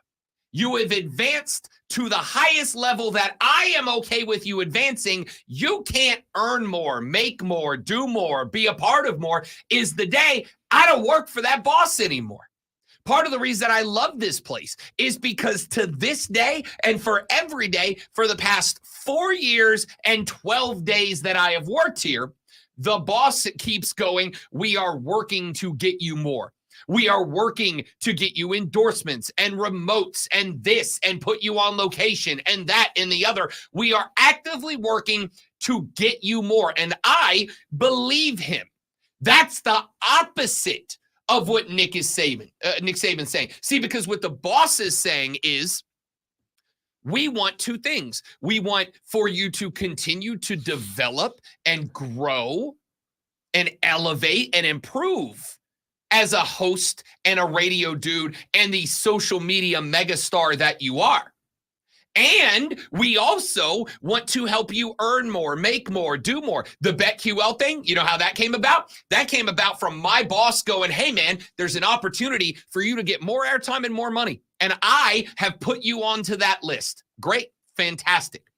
And also, the boss listens to my radio air checks and he goes, here's how you can improve and be a better host. And I go, thank you. He develops me as a host while also promoting me to get more, to accomplish more, to earn more. The day I have a boss talk like Nick Saban is the day that I'm finding a new place to work. So I don't get it. I don't understand. Chill. Still not going to. I don't get it.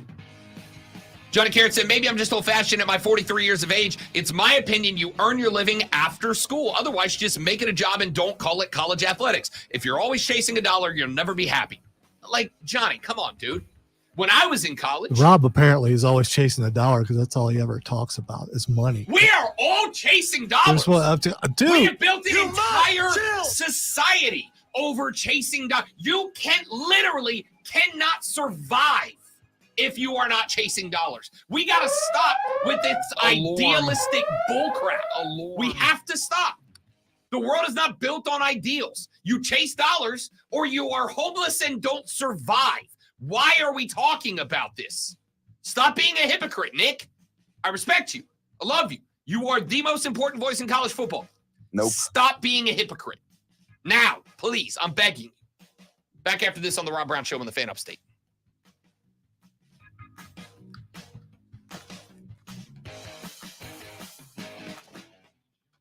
Sorry, I forgot what to do because, you know, I'm worried about your blood pressure. My blood pressure is great. I don't know, man. I don't know.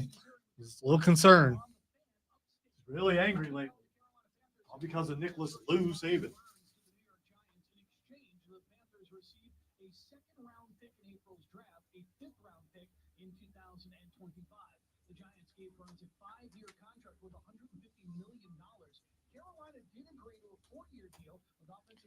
Rashad will be Friday, not tomorrow.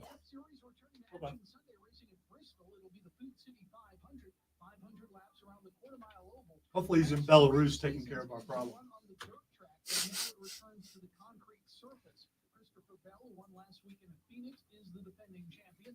Series will also be racing at Bristol this weekend. Download the Odyssey app and search the Fan Upstate and listen anywhere on your phone. I'm Tony Desiri, and that's your Sports Flash on the Fan Upstate. Would you like to hug the ostrich? It might make you feel better. I don't know. The emotional support ostrich? Yeah. That's what I think it's here for. But you know. Very quickly. Now, as you continue south, you're going to see the laser south of Highway 101. Down past Brock and McClyman as you move down towards Pelham Road, just normal rush hour delays, quite slow there.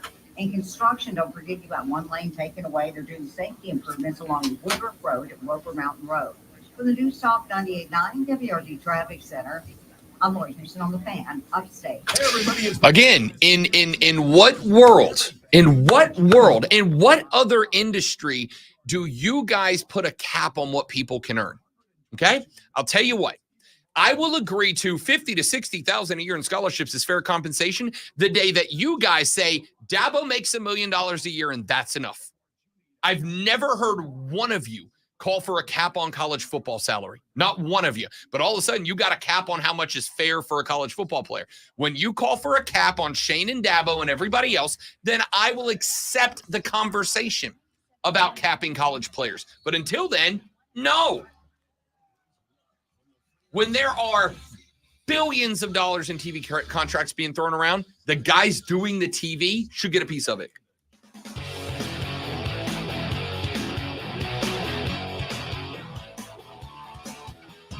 You must chill. No. You play it all you want.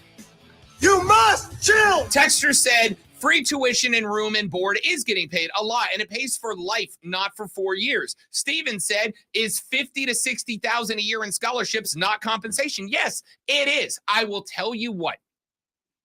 I will listen to your plea for a cap on how much a college athlete can make in name, image, and likeness. Something that the way it's set up, I'm not saying the way it's executed, but the way it's set up has nothing to do with the school. That's their name, image, and likeness. They built that brand, okay? I will be happy to have the conversation with you about capping what the compensation is for a college football player if and only if you, from that same chest with that same energy, are fine telling Dabo he should only make $1 million a year as a football coach. Are fine telling the Big Ten and the SEC, I think $100 million a year is fine. Spread it out everywhere else. It's fine telling television networks, you can only sell so much in advertising for these games. But see, there is one group of people in this landscape, in a landscape that, by the way, you know what's a bigger threat to long-term college football than NIL or the portal ever will be? The Big Ten and the SEC, and the fact that they can't get enough money. They can't get enough money. At any point, they could say, you know, guys, we think $360 million a year is fine for us. We want to make sure there's still enough in the pool for everybody else. But they don't do that, do they? No. In fact, they are literally willing to tell the rest of college football, bleep you, we get the automatic bye in the playoff to make us look better. And yet, nobody, not one of you, at any point in the last 2 weeks when these stories were coming out, not one text, call, tweet, email, nada, going, guys, don't we think we should cap what the Big Ten and the SEC can make? Not one. But the minute that Nick Saban says, Miss Terry said, now all of a sudden we got this real juiced up energy to cap compensation for players. By the way, not for playing football, but for their brand. Right? Now all of a sudden, y'all got big chest calling for compensation caps for the players, not for coaches, not for athletic directors, not for chancellors, not for board of governors, not for board of presidents, not for televisions, not for conferences, not for conference commissioners. Now, all those folks don't care how much money they make. They make as much as they want. The Big Ten and the SEC can bleed college football dry as long as they got theirs. Not a word. Not a word. Not a word. But all of a sudden, they got a scholarship. They should just shut up and be happy. Really? Because we're going to watch in the next 6 months, something like that. We're going to watch the College Football Playoff Committee sign a new television contract. And that television contract is going to be, I'm calling the shot now, mark it down. That television contract is going to be between 1.3 to 1.5 billion with a B dollars. And if I hadn't have said this, now somebody will do it because you're all sarcastic people. And trust me, I love you for it. Had I not said that, I don't think any of you would have called in and gone, don't we think there's already enough compensation out there for the conferences? Don't we think there's enough compensation for the Big Ten or the SEC or this or that or the other? Don't we think there's enough of that out there? Not one of you. But the players, yeah, no, cap them. Cap them. That's what America's about. Damn, son, that is one compelling argument. I know. All of them are. Cap them. Cap the play. No. They can't earn that much. Why? Because it's the Wild West. What's that mean? Oh, it's the NFL Light. What's that mean?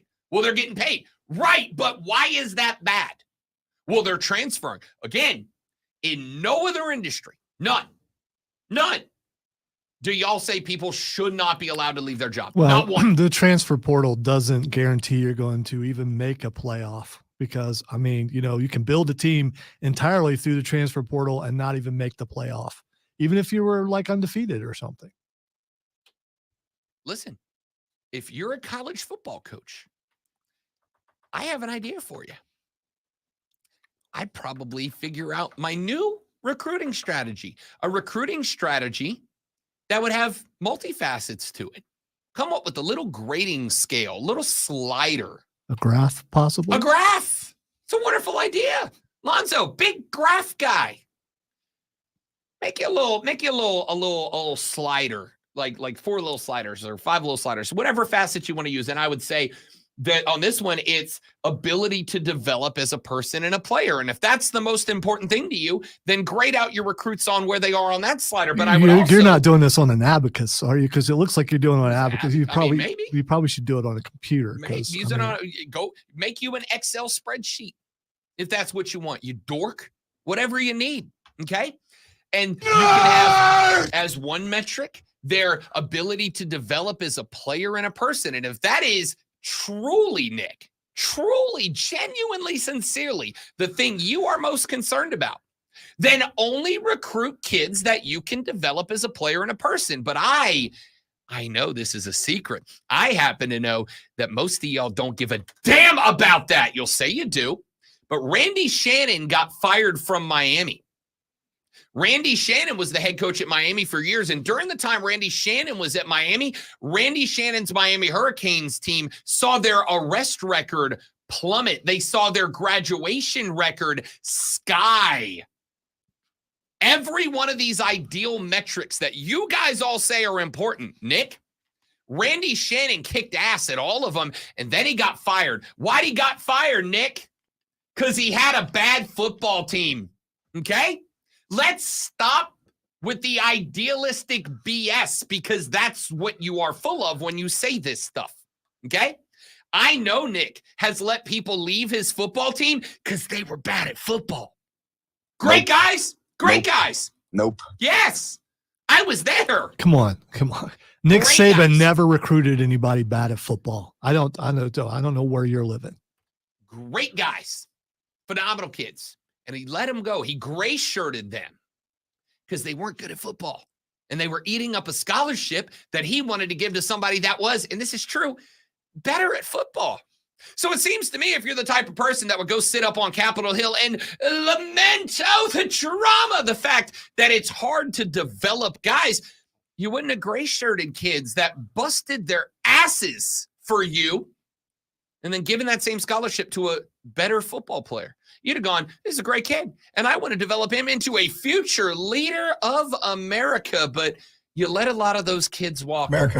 You let a lot of those kids walk for better football players, Nick.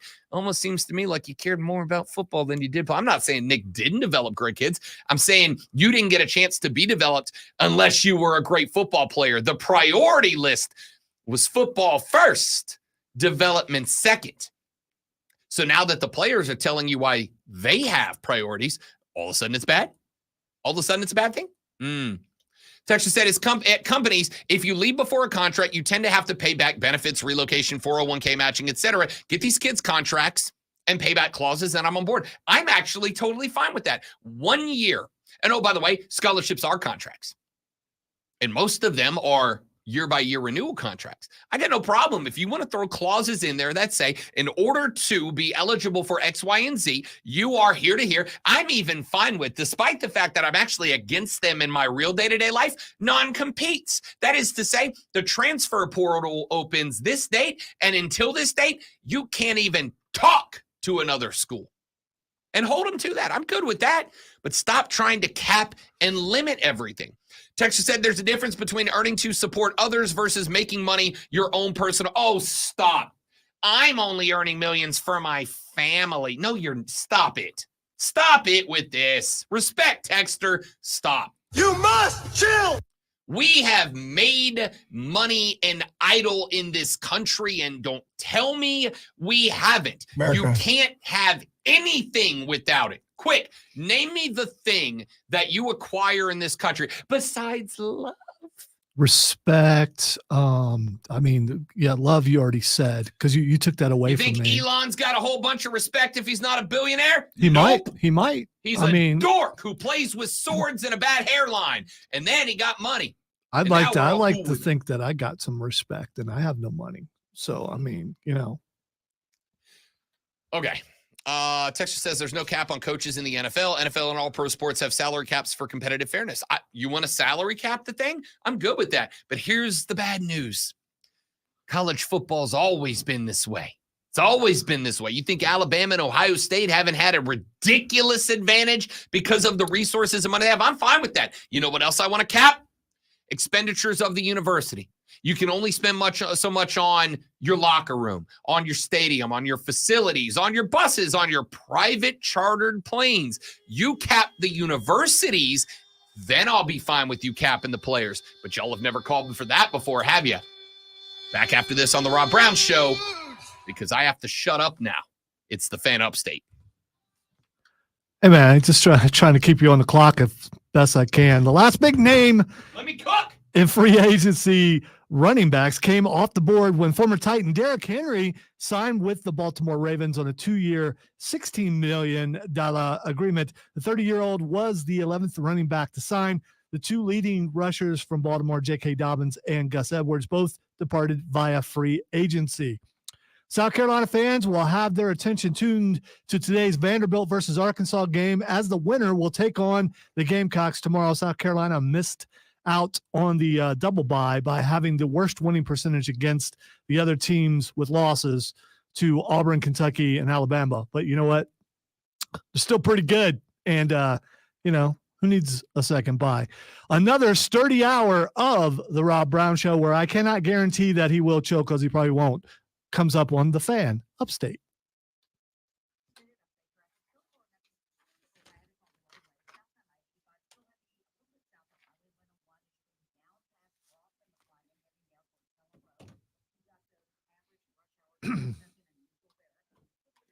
I don't know. With all the teaching he gives, I'm still not a knower of ball. So good luck, though, Stephen. I mean, you know, it's all about retention. Maybe I just don't know how to retain anything but, you know, weight.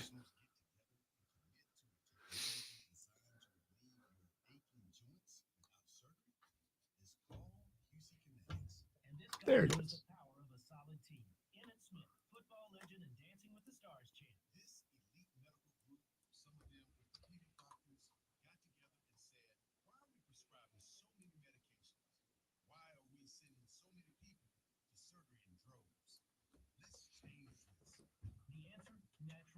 Rob Brown Show, what do you want to talk about?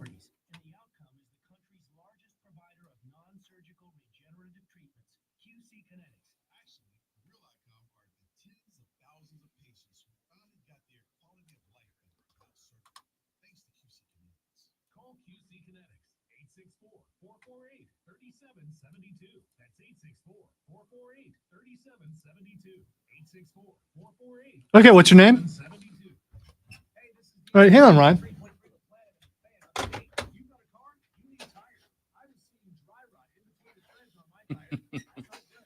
Knowledge isn't free. I wish it was. Some knowledge is free. I said, name something that you acquire for money. Steven said knowledge, or for free. Steven said knowledge. I don't think you learned anything for free, do you? You learn, hey, that stove hot. Probably shouldn't touch And that. You pay for it with pain. Come on, dude. Money isn't everything. I mean, come on. Is that not true? You learn that lesson at a cost.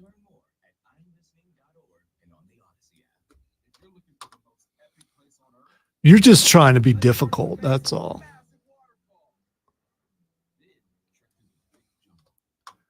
Such a contrarian.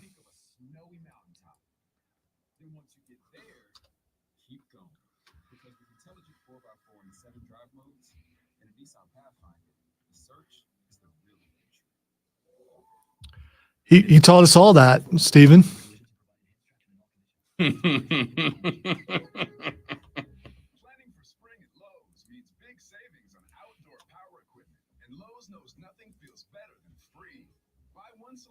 String trimmer, leaf blower, or mower kit. Get one select 56-volt battery free. That's up to a $299 value. Power through spring with Ego. Wow, look how late we are. I don't know why you let us get that far off the clock. I know.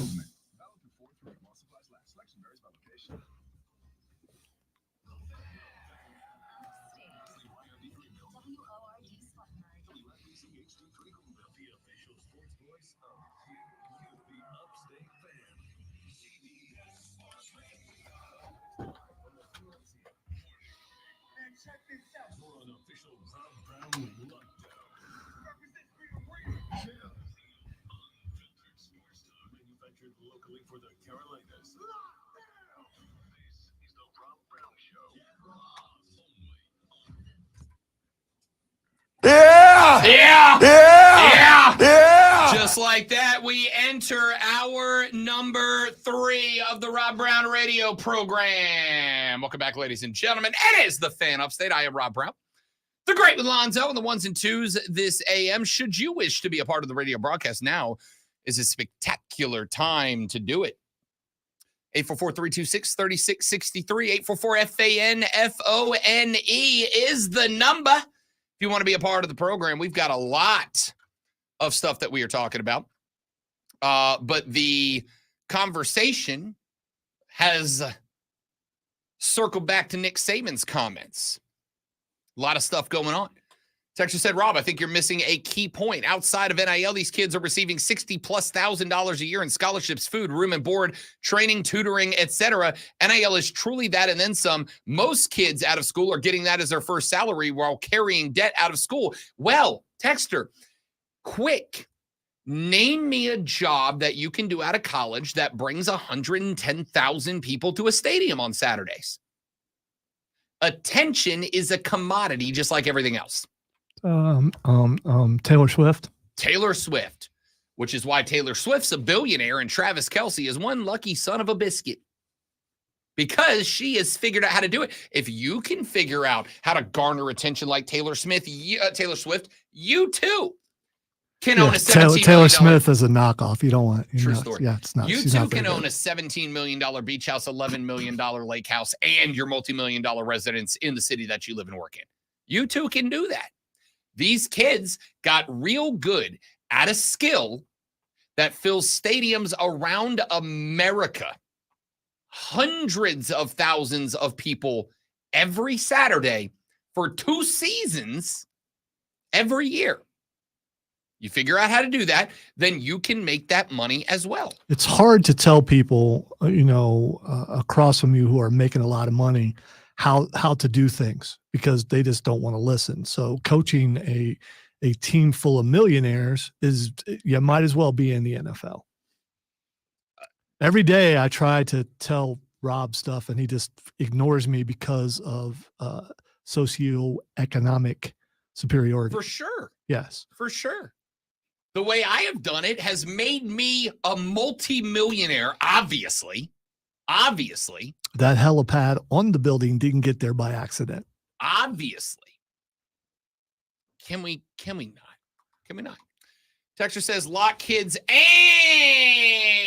and coaches. He put like 7 N's in that word. I felt necessary to emphasize it. Probably doing that because of the program. Lock kids and coaches into these contracts they sign, but I want to see that whiny third-string cornerback who a mill and NIL traded to Caldwell Community College for a washing machine at some point. LOL. Here's the thing.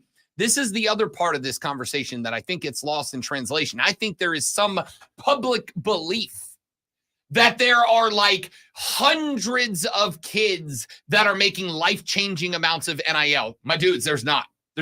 Caleb Williams is considered the consensus #1 draft pick in this year's NFL draft. The most visible athlete of this year in college football. The single most visible athlete in college football. He made an estimated $5 million in NIL deals. Nick Saban makes more money than that. Like significantly. The stuff y'all are talking about impacts such a small number of kids. Most of the NIL deals we're talking about are kids making like maybe a couple of grand. Like maybe. Well, I'm looking it up, and according to several stories on the internet, the average is 50,000 Average of football? For NIL on football. Yes. Bull crap. Okay. All right. Bull crap. So you're like inside the places and you know all that No, stuff. So. I'm saying when Caleb gets $5 million, yeah, that average skyrockets. What's the mean and median NIL numbers? Because I guarantee they're not $50,000. I guarantee it. I will. I'm efforting that. Put it this way: the Utah offensive line. Remember, they got the trucks as like a gag for attention from a local dealership. By the way, which were leased to them, not given. They had to give them back. But the trucks, yeah, okay, that's $60,000 per offensive lineman. Quick, tell me how much the third string cornerback for Utah made that year. I bet you it's not $50,000. So they gave those trucks back. How much did they depreciate from when they drove them? I mean, because the worth of those trucks went down a great deal, right? They had to give them back. Right, which means they couldn't sell them as new. Let's say half. Well, they couldn't sell them at all because it's not their truck. I'm not talking about them. I'm talking about the dealership that they gave it back to. If you want to say, which this number's not true, but half the value of that truck, they got $30,000. That's still not 50, right? That number's not right. Texture said, give an 18-year-old hundreds of thousands of dollars and expect it to somehow be paid back if they leave. LMAO. Again, most of these NIL deals are deals that are good if you're at that school.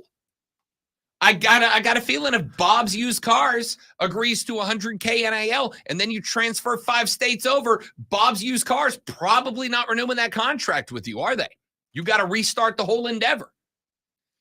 Sorry, Rob, but you sound like a millennial defending LBJ, saying he is the GOAT and not wanting to listen to anyone else. You're turning into a tyrant of football. You need a Snickers.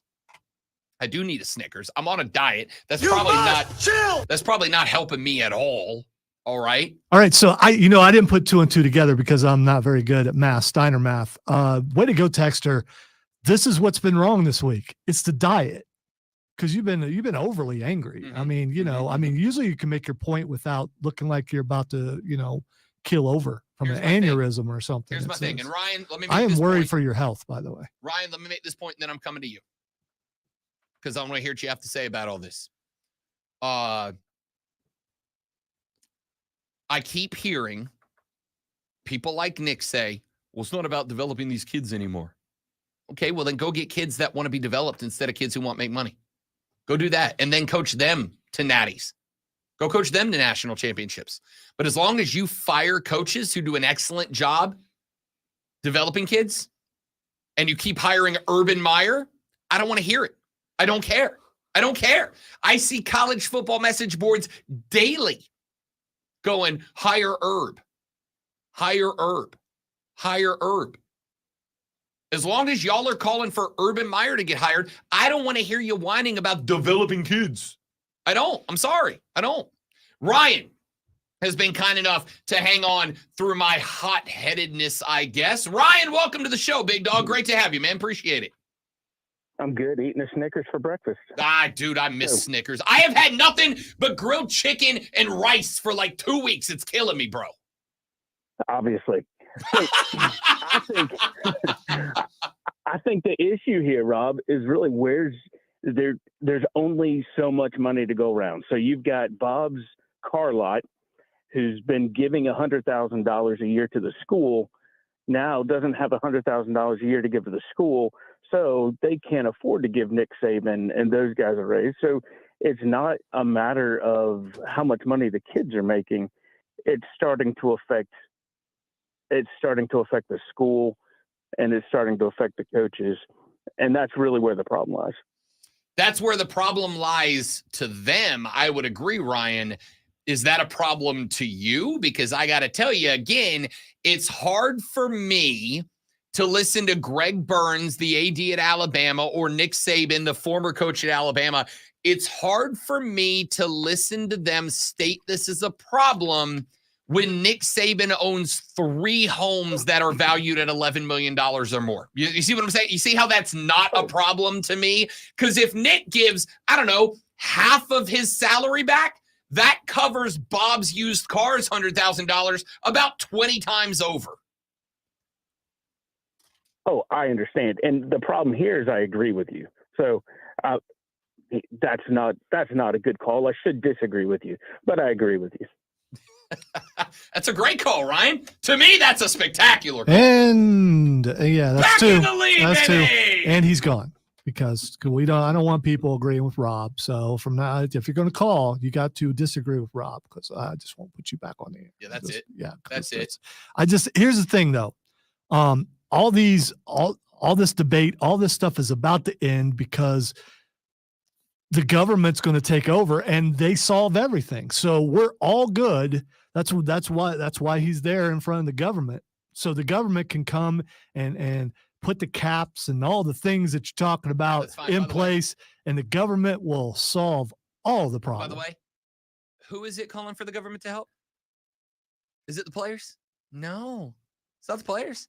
It's Nick Saban. By the way, I just just want to point out, I think the government decided that there was a problem before people came up there. Because if you recall, some people were talking about, well, there needs to be some sort of, I think the government saw a chance to get some money, and so they want to find their way in there. They ain't done nothing yet. It's just conversation right now. It's just politicians finding a way to get themselves on TV right now. Well, isn't there like better things they could be doing right now than messing with college football? Okay. There is, but you know what? For the record, They can make money, so they're concerned with college football. for the record, don't come at me because it ain't my side that's going crawling to Ted Cruz for help.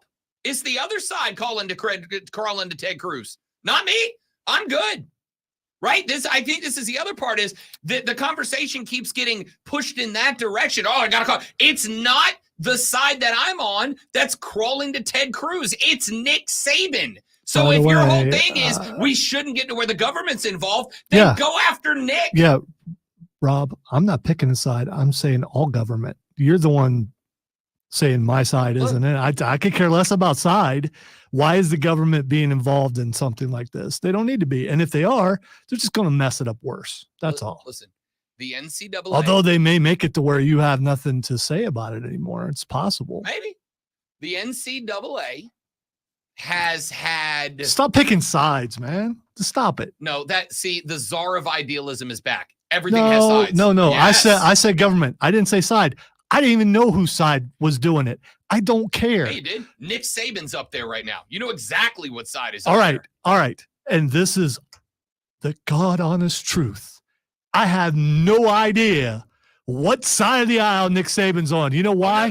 Do you know why? Wait. I'm not talking Democrat, Republican. Okay, because that's what we were talking about, and now you're just okay. You need to be, because that's how I took it. I will clarify. Okay. When I say sides, I'm not talking Democrat, Republican. I'm talking pro NIL, anti NIL. Okay. Thank you for clarifying. Let me. I appreciate you bringing that back because I do want to make abundantly clear. This is not conservative, liberal, Republican, Democrat. This is pro NIL, Because anti NIL. it sure sounded like that's what you were just doing. Now, I would say that if you pressed me against the wall and made me, I would say that there is a pretty solid chunk on each side represented by the political spectrum of either side. But I'm not talking about that right now. What I'm talking about is the people like Nick Saban going, we can't develop guys anymore. It's real sad. Miss Terry's got a tear in her eye, versus the side that's going, why? In what other industry do you guys say there's a cap? Listen, I got plenty of industries that I think a cap. The CEO of Kellogg's should not be catching a $13 million a year raise while you're taking away my cereal in my big box every day. All right? No, it shouldn't be happening. But nobody's calling to cap his salary, or scratch that. Nobody's got any momentum towards actually capping that salary. Boeing has doors falling off of airplanes, but their CEO's getting a raise. Nobody calling for the cap there. And when they do, they get labeled all sorts of political slurs. Yet this industry, this is the one where we want to put our foot down, right? And as I pointed out, and I appreciate that call from Ryan, it's a good call. If you're worried. Just because you agree with him, Ryan. Yeah, that's why it's a good call. If you're worried that, Bob's used car is giving the quarterback $100,000 and that's $100,000 less that can go into the school, fine. Dabo, don't take $11.5 million this year. Take $2 million and put $9.5 back into the hopper. How much of a difference would that make? I would be willing to bet. I don't know this for a fact, and I think could you very need well to be leave wrong. daggone Dabo alone is what I think. I'd be willing to bet, and I could be wrong here. I could be. But I'm willing to bet without seeing the numbers, and I don't know what they are, so this is a shot in the dark. I bet $9.5 million would replace a lot of the money that got taken out of Clemson's basket and put into NIL. Probably most of it, if not all of it. Do you think Clemson's football program is bringing in even a collective nearly $10 million? I doubt it. All right. You're going to say this is a breaking news, and then I'm just trying to break this segment up. You are, but that's okay. We're a breaking news show. But according to sources, the Panthers will host free agent defensive end and Charlotte area native Jadeveon Clowney Thursday. I'm excited if it's 2017. Name me a bad season that Clowney's had. Just because he doesn't get the sacks, he gets hurries like crazy. He's in the backfield. You have to account for him. And I mean, he's not your number one, but he's going to help your number one out. It's more about the money. It's more about the money because I know the Ravens are interested in him. I know the Jags are interested in him. You're going to have to outbid the those Panthers teams. are also bringing in Chase Young That I would be more and excited DJ about. Wanham. That so they're going to try to address the pass rush and free agency. I Hey, like that. I hope they get all three. You can't afford it. What if you could though? Can't afford it. What if you could get Chase Young and Jadeveon Clowney? You and the Raiders and the Giants would have the three most devastating pass rushes in the National Football League. And it would be incredible in a league where the best quarterback is Kirk Cousins. That would be phenomenal, but you can't afford that. So I think you got to go with one, and Chase Young's that guy. Hey. Problem is, two in a segment. Oh, he caught it. Woof. He caught it. What is, this is me trying to take care of business. Breaking news is brought to you by BetQL. Be a better better. Be smarter. Beat the books with our friends at BetQL. And don't forget to listen to Bet for the Cycle every Saturday from noon to 4 on the BetQL network and 5 Odyssey stations everywhere, hosted by former Major League Baseball player Cody Decker and yours truly, the one, the only Rob Brown. I think you should not count that one because I was just trying to help you do something that you forgot to do. And, All right, you know, I I won't. mean, Still 2-1. Nah, you're right. Still 2-1. No. It's still 2-1. You didn't take it away. It would have been tied. No, that would have been 3-1. All right, it's 3-1. Yeah, I know. Fine, whatever. Jadeveon Clowney averaging about 10 a year. It looks like his last contract was 1 year. I'll tell you what, you can get him for this deal. 1 year, 2.5 mil, including a 1.335 mil signing bonus and 2.5, the whole thing guaranteed. So if I can get Jadeveon Clowney for 1 year, 2.5 mil, I'm good with that. Yeah, but if you can get him for that little, couldn't you also get Chase Young possibly? Chase Young's contract going to be a lot bigger than that. Right. But See if we get, let's find his. Chase Young's last contract was 4 years for $34 million. So wait. About No. 11 mil a year. He was with San Francisco only for 1 year. Right, but he was still playing off the Washington Okay. contract, which All right. was 4 All right. years for 34.5 mil, including a 22.6 signing bonus, and all 34.5 was guaranteed up front. Base salary of 17.4, cap hit of 17.4. So it's not bad. It's not bad. You could get him and Jadeveon Clowney both. Problem is, are you putting both of those guys on opposite sides from each other? And also, I don't know if Jadeveon Clowney is a full 4-quarter pass rusher anymore. I don't know. You put them on both sides, and who you got in the middle? Texter said Derek Brown. I mean, it would be pretty good. Derek Brown, listen, Yeah. talking about a 3-4. That's about as good of a 3-4 as you could ask. Yeah, I'm just saying. Texter said, Rob, get closer to the mic. My wife said she can't hear you. This is not a joke. No. Mrs. Texter, you need to see a doctor immediately. You need an ENT right now. If you can't hear me, you need an ENT this second. Like, set your appointment now. That is the first time in 16, 17, whatever years of broadcasting. That is the first I can't hear you I've ever heard. I'm pretty sure that was sarcasm. I gotta believe this is not a joke. Yeah, of course, and I think you bit on it. They said this is not a joke. Why would they lie? No one's going to text the show and lie. First of all, I appreciate you trying to help a listener out who requested something of you. Get an ENT appointment today. You clearly need it. But also, Mrs. Texter, thank you for listening alongside your significant other. It is sincerely appreciated. Q-tips next time you go to the grocery store. I mean, just pick some up. Don't use Q-tips. They're bad for you. Okay, whatever. They compact the earwax Do down they? there. Yeah. If you do it the wrong way, Think they're about bad it. for If you. you're ramrodding earwax, Who's doing down that? there, Who's it's doing what that? a Q-tip You- is. no, It is a you cleaned battering it. You ram. cleaned the inside out. You don't try to poke your eardrum How with big's it. your ear canal? I have Right, little. not yours. I was gonna say I have little ears compared to the size of my head. But thank you for pointing that out. Water pick. That's the way to go. Get you a water pick. Get it up in there. Get some hot water. Melt it. See again. I'm just trying to make your life better. Socioeconomic. He can afford a water pick. We all need Q-tips. So I mean, No, there's you that. don't need. You need a water pick. Trust me. Water on this. pick. Just the name alone is expensive. You want clean ears? See, I told you. Or do you want to jam that ear? Quit flaunting your money, man. It's not. They're like $40, dude. You're executive producer. You can pull water pick money. Yeah. How much money do you think that title's worth? Miss Lisa, buy Lonzo a water pick so he can come tell everybody how right I am again. Not squirting water in my ears. That's what pools are for. Texter says, I swear it was not a joke. All right. Texter said 80,000 show up to Clemson each game despite Trevor and Deshaun being replaced by inferior quarterbacks. It's not the kids. It's the football. Okay, cool. Let Clemson go 4-8. Let's see if 80,000 people are showing up, Lonzo. You know what? I want to see that happen. I know you do. I do. I want to see that happen. Back after this on the Rob Brown Show in the Fan Upstate.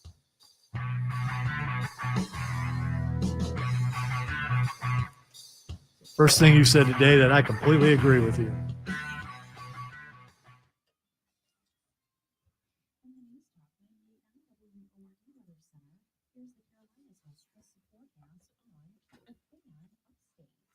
Gonna be a Purdy day today. Purdy. Purdy day. Purdy day. All right, guys, give me 30 seconds. I'll be right back.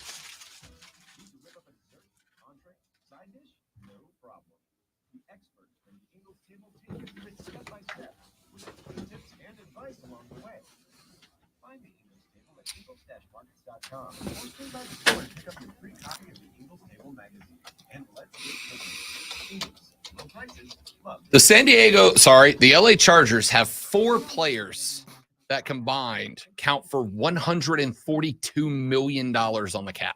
Bosa in there? Bosa, Allen, Mack, and Williams. $142 million, just those 4 players. That's insane. And they're still not very good. They got Jim Harbaugh.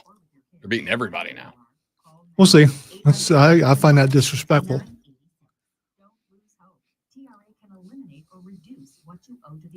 Didn't know that, James. Have to look into that.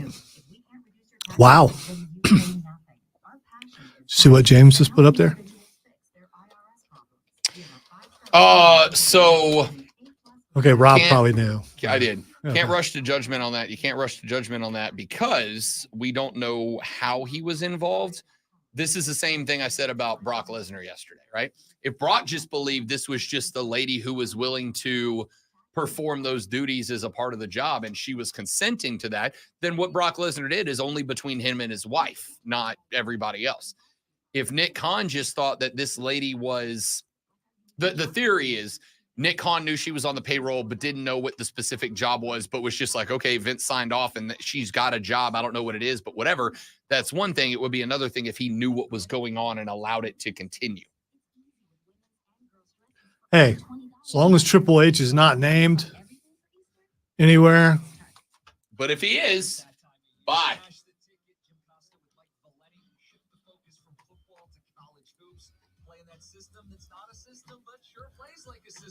Texter asks, what if I call in to disagree with Lonzo?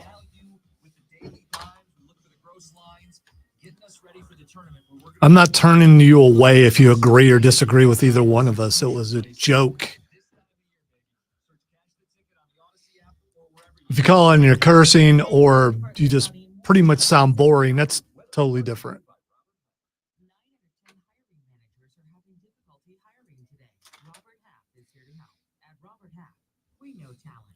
RobertHalf.com today. Sponsored by ChumbaCasino.com. Chumba. Wait for it. Wait for it. Hold. Attack. I just wanted to do it first so it sounded like they were copying me.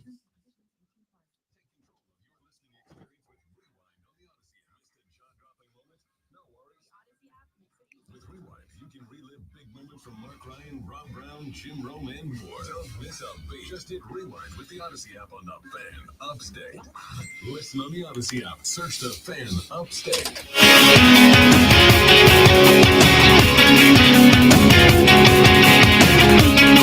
The Rob Brown Show rolls on. It is the Fan Upstate. Shane said, what if I just call in to say 57? What if someone calls in 57 times, says James? Okay.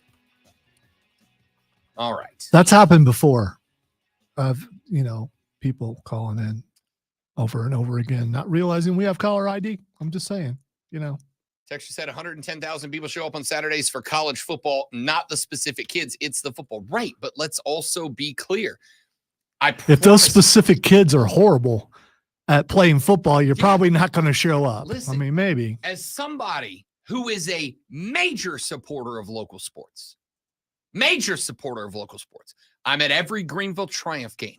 I'm at a large majority of the Greenville Drive. Yes, unless I have a job, I'm at every I just game. would have, if I were you, I would have said, I try to be at every, because, I have missed in 4 years.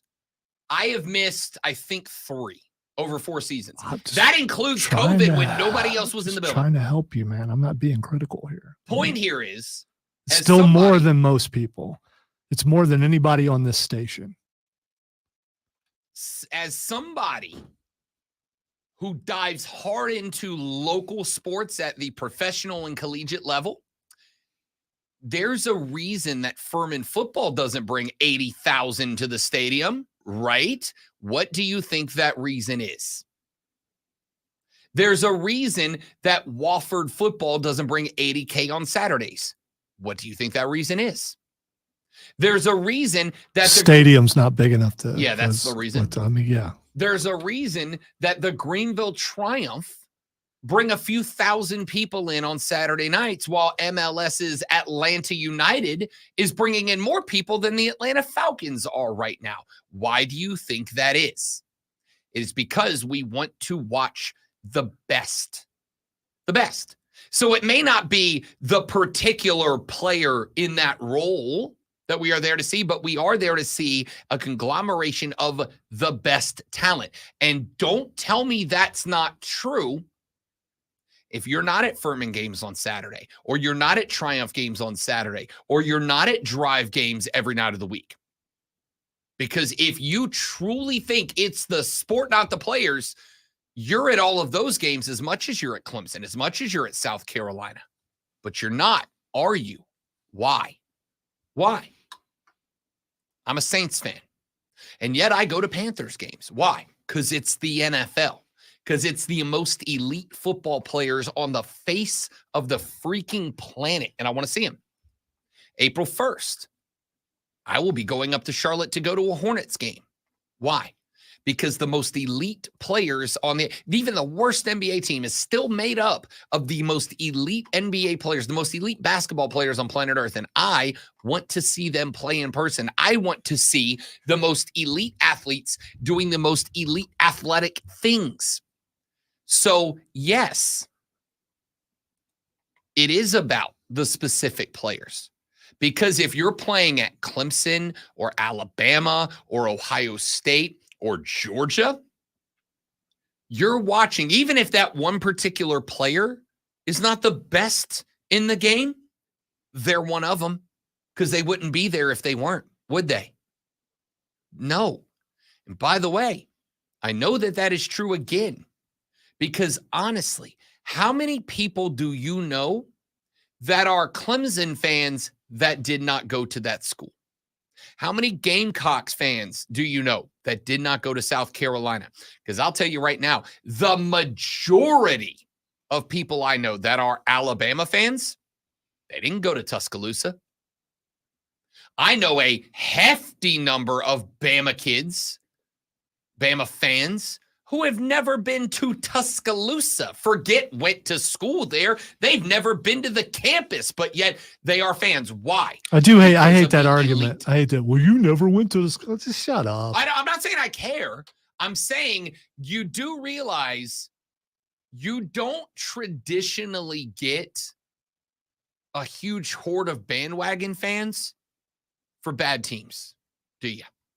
You don't see here. I'll throw a metaphor at you. I'll throw an analogy at you. I'll throw a hypothetical at you, because we're big fans of that on this show. Quick, Lonzo, how much Charlotte Hornets gear have you seen on the streets of upstate South Carolina lately? I'm gonna answer for you and say none. I don't want to kill the bit. I haven't went anywhere. Okay. I mean, the only place I go is like out to eat on Saturday and to the grocery store. So at either place I have seen zero. As someone who So goes there we few go. places, Yes. what have you seen more of over the last, let's say, 7 years? Hornets gear or Lakers gear? The Lakers gear. Yeah, on the other damn side of the continent, and you see more Lakers gear. Why? Yeah, but it's wherever LeBron goes. You're going to see more of that. You saw it when Kobe was there. I bet if you traveled back in time, you'd have seen it when Magic was there. But here's the thing. It doesn't matter which Laker is the Laker. It's always been that way. Why? Because the Lakers have consistently been one of the top teams, a consistent finals shower-upper. That's why. Because we show out for elite. I would go ahead and add to my Hornets hypothetical there. I don't see any Hornets gear anywhere. But let's say theoretically next year, that the Hornets win the NBA championship. Pipe dream, I know. But let's say they win the NBA title. I'd be willing to bet in this extreme hypothetical that if you started walking around downtown Greenville, South Carolina, downtown Spartanburg, South Carolina, I'd be willing to bet you'd start to see some buzz gear, wouldn't you? I bet you'd start to see Hugo's face popping up in some spots, wouldn't you? You would. Because we care about success and elite. As I have pointed out many times, there have been plenty of coaches who were wonderful developers of people get fired because their football team was bad. And we have seen plenty of people who are complete and total losers, not mentioning anybody specifically, who get job after job, even though they suck. Why? Because they coach a damn good football team. Brian Kelly is not a dude who's known for developing great people, but LSU just paid him a metric buttload of money. And guess what the rumor mill is right now? The rumor mill is Brian Kelly might leave LSU for greener pastures. That means that somebody is still willing to pay him more than that. Is it because Brian Kelly is pumping out presidents and bank CEOs and senators and Congress people? No, it's because he coaches a good football team. because he recruits well and he coaches a good football team. That's it. That's it. Texture says, I halfway disagree. I'm a Georgia fan, but I've been to plenty of Georgia Tech games because I love football and I love the atmosphere of college football. And that is perfect, Texture. You, however, are one in a minority. And I don't need to point any further than the two schools that you just mentioned. The University of Georgia in Athens regularly sees hundreds of thousands of people descend on Athens on a college football Saturday. The city of Atlanta, Georgia, I happen to know for a fact that on just about any given Saturday, unless Georgia or Clemson or Florida State are in town, on any given Saturday, I can go to Atlanta and pick up a ticket to go watch Georgia Tech football play for like $20. Why? Because we go to see the best of the best, not the best of the rest. That's why these kids are getting that cash. I don't need to go any further, but I will, because that's what I do. The College Football Playoff Committee within the next 2 to 4 weeks is going to sign another television deal. And as I predicted earlier in the show, this television deal is going to be between $1.3 and $1.6 billion with a B, big old capital B. They're not handing out that contract for ACC football on the CW, are they? No. They're not handing out that contract to the Southern Conference, are they? No. And I'm not trying to be disrespectful or disparaging. I don't think I'm saying anything that those entities don't already know. Why is the College Football Playoff Committee going to get a television contract worth at least north of $1 billion? Because in the college football playoff, it is the one place where you can guarantee that the best of the best will be every year. Can't guarantee that in any individual conference. Now, you can almost guarantee that the SEC and the Big Ten will have better football in it than the Big 12 and the ACC. Anybody want to fight against that? No, you don't.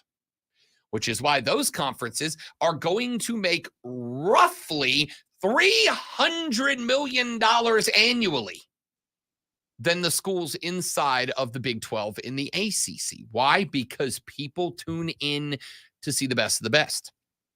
The best of the best. Here is the best argument I have seen laid out so far, okay? Texter says, college players no longer play for the college or university. They play for the bag. So from here on out, those NFL introductions by each player will be Joe Smith, the bag, Steve Brown, the bag, Susie Green, the bag, instead of Sam Ferguson, the University of Alabama. Just facts. Wait a minute. NFL Susie. Man, we're trying to break some glass ceilings. Okay. All right. Maybe they know something we don't know. I'm just curious. So you aren't wrong. But here's the thing, Texter. The attitude of these kids. Half of them just say they're high school anymore anyway. So a lot of them do. I've seen some say they're elementary school, which props, whatever. They're pros. They can say whatever they want. If you don't like it, don't watch. Right? Isn't that what we say about everything else? Vote with your wallet. If you don't like it, don't participate. So you're not wrong.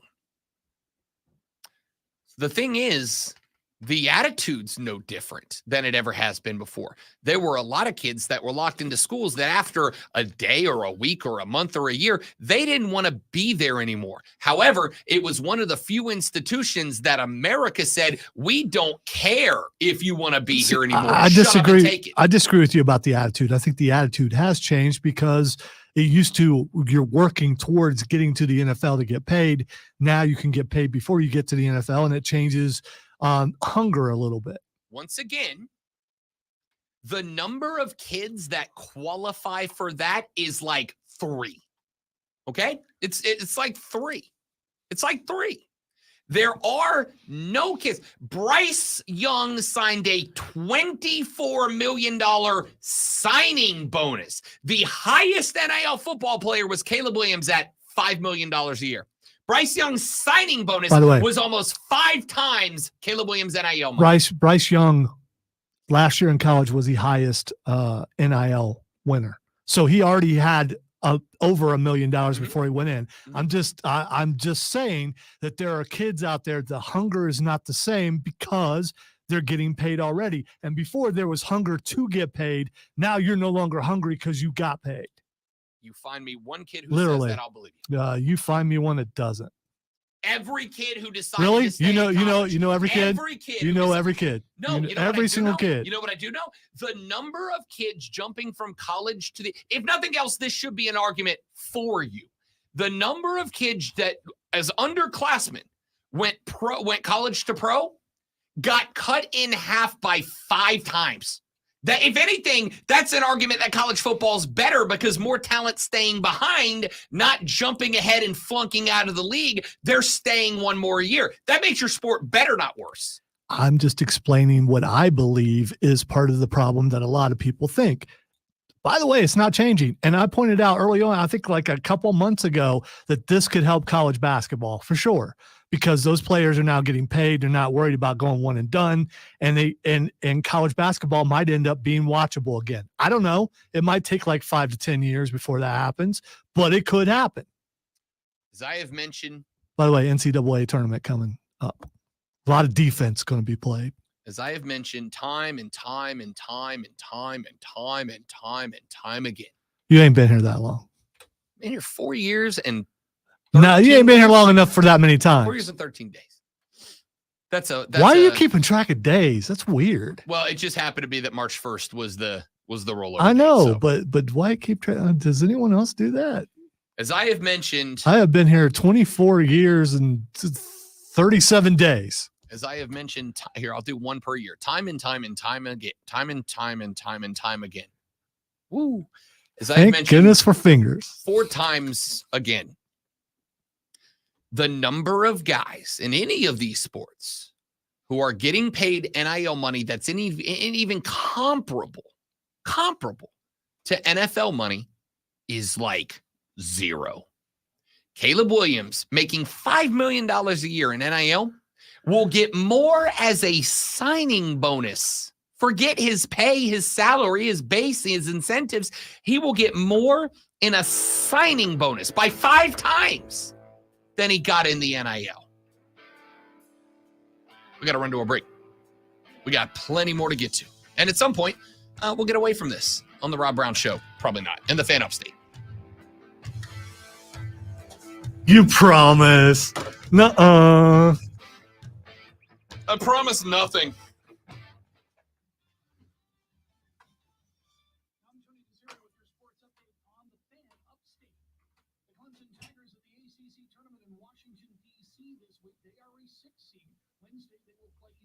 Yes, we have had calls today.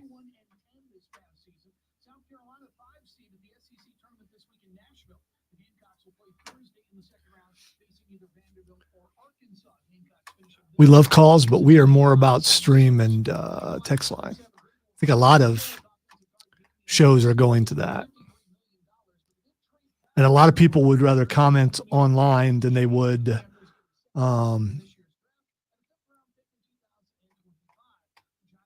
do it on the phone, because some people are nervous and some people don't have enough time to do that, but you have more time to fill up a text or fill up a comment. Because it's 2024.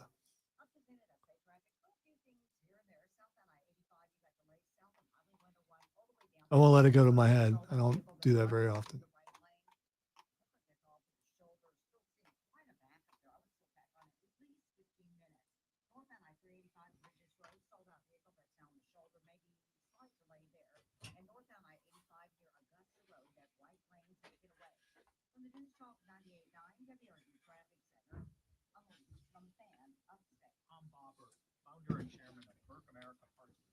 Truly true. We can't bring you on the stream, but you can call in and go on the air for sure. Check out Blue Car out there. By the way, I'm so proud of her. She is parked straight every. She's on a streak yeah, right now. Yeah, but that blue car, is that blue? What color blue would you say that is? The bad part car? Yeah. Is that not white? Are we about to have a blue dress, white dress? No, thing? no, blue. Oh, No, the one on the far side. yeah. Yeah, that's like powder blue. Powder? Okay. That's North a- North Carolina blue. Okay. That's more. Ole Whoa. Miss blue. Okay, that bird.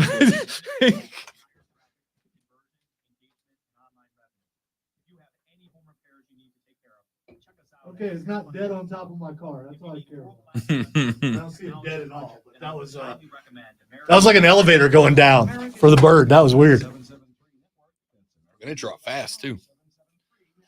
844-326-3663 is the call-in number.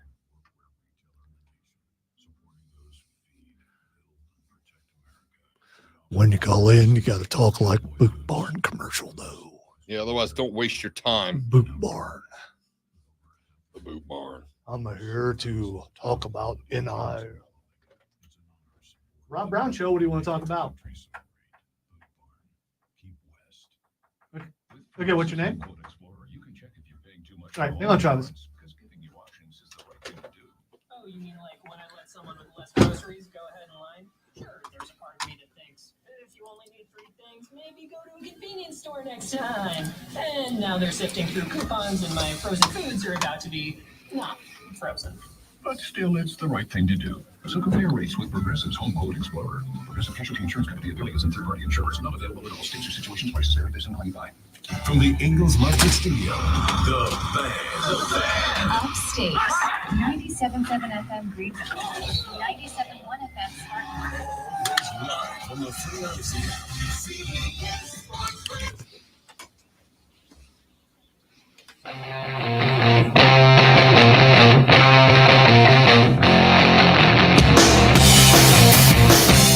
You'll have to forgive me, Lonzo. I haven't even thanked you for Willie Gay yet. Your newest member of the New Orleans Saints, outside linebacker signing a 1-year deal. I need to thank you for that, man. I appreciate it. Glad to have him in the fold. We needed an outside linebacker with some range. It's okay. Patrick Mahomes just restructured his contract to give, I think it was like $20 million. So the Chiefs now have room to sign someone better. Not Willie Gay, though. Yeah, I know. He's ours now. I am not one of us. I'm not happy about that, but you know, what can you do? That's a big pickup for my fellas. Big pickup And for the boys. and a big loss for the Kansas City defense for sure. I would agree with that wholeheartedly. Let's get Travis in here, who has been kind enough to hold on. Travis, welcome to the show. Good to have you, bud. How we doing, y'all? Real good. morning. Hell yeah. Oh yeah, I got to make sure I watch my language. My bad, I'm bad at that sometimes. But how you guys do Hey, today? you're I good. You just made Lonzo roll backwards toward the button. But be on your best behavior, Travis. I will. I got on the I was on the Jets ESPN one yesterday, and I learned my lesson quick because I was letting them fly. It's my fault. Well, that's New York stuff. That's how it goes. I'm from Oregon though, so I mean, Oh, fair enough. All right, what you got, Travis? Let's get to it. We got about a minute and a half. I was going to talk about that NIL thing you guys were talking about. So I have a couple people, I don't want to name the names, a couple of buddies. I grew up in Oregon. I used to hang out in Eugene a lot, so I know a lot of football players from over there. And so just my opinion, I do side with Lonzo on that. I'm not trying to pick sides like that, but just realistically, like I agree with the fact that they let it get to their heads, and it's I feel like it's a hard thing to figure out for kids, dude. You know what I mean? Like 10, 15 years ago, you couldn't just get that amount of money without looking like you were getting paid for no reason. And you were a spoiled little brat. You couldn't, like, it doesn't make sense. And now these kids are making that much money coming to the league with stuff that was a blessing. You know what I mean? And they treat it like it's just, oh, they're the new guy. They deserve what? You won a Heisman, but guess what? How many times have we seen that fall through? You know what I mean? Like, I'm not saying I agree with some of the things you were saying, Rob, but I just think that, like, it does get to their head a lot more than you think, obviously, just because it doesn't make, like, it does. Travis, Like, wow. Right. Okay, let's say all that's right. For the sake of the conversation, I will grant you that all those things are correct. Travis, quick question. Yes, sir.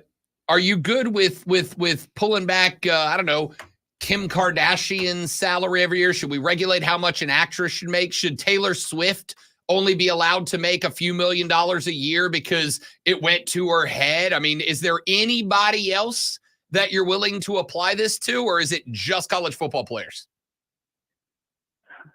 I mean, I'd say just people who haven't proven anything in their their field other than something that's not a professional sport yet? Like you proved yourself in college. You're playing for a school still at the end of the day. So what have you proven other than you're trying to get a better job?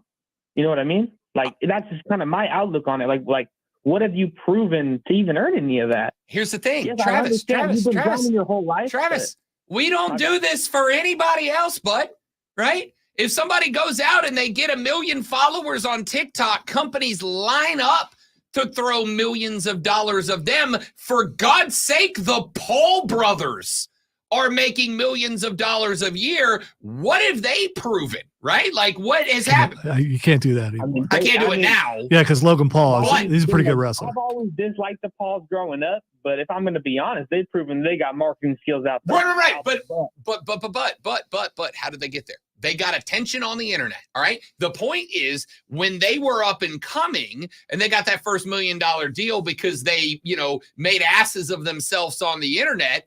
Again, how many people scrambled to say we should legislate? We should have Congress legislate what they should be allowed to be made. We don't do this with anybody else. And the answer is, what have they proven?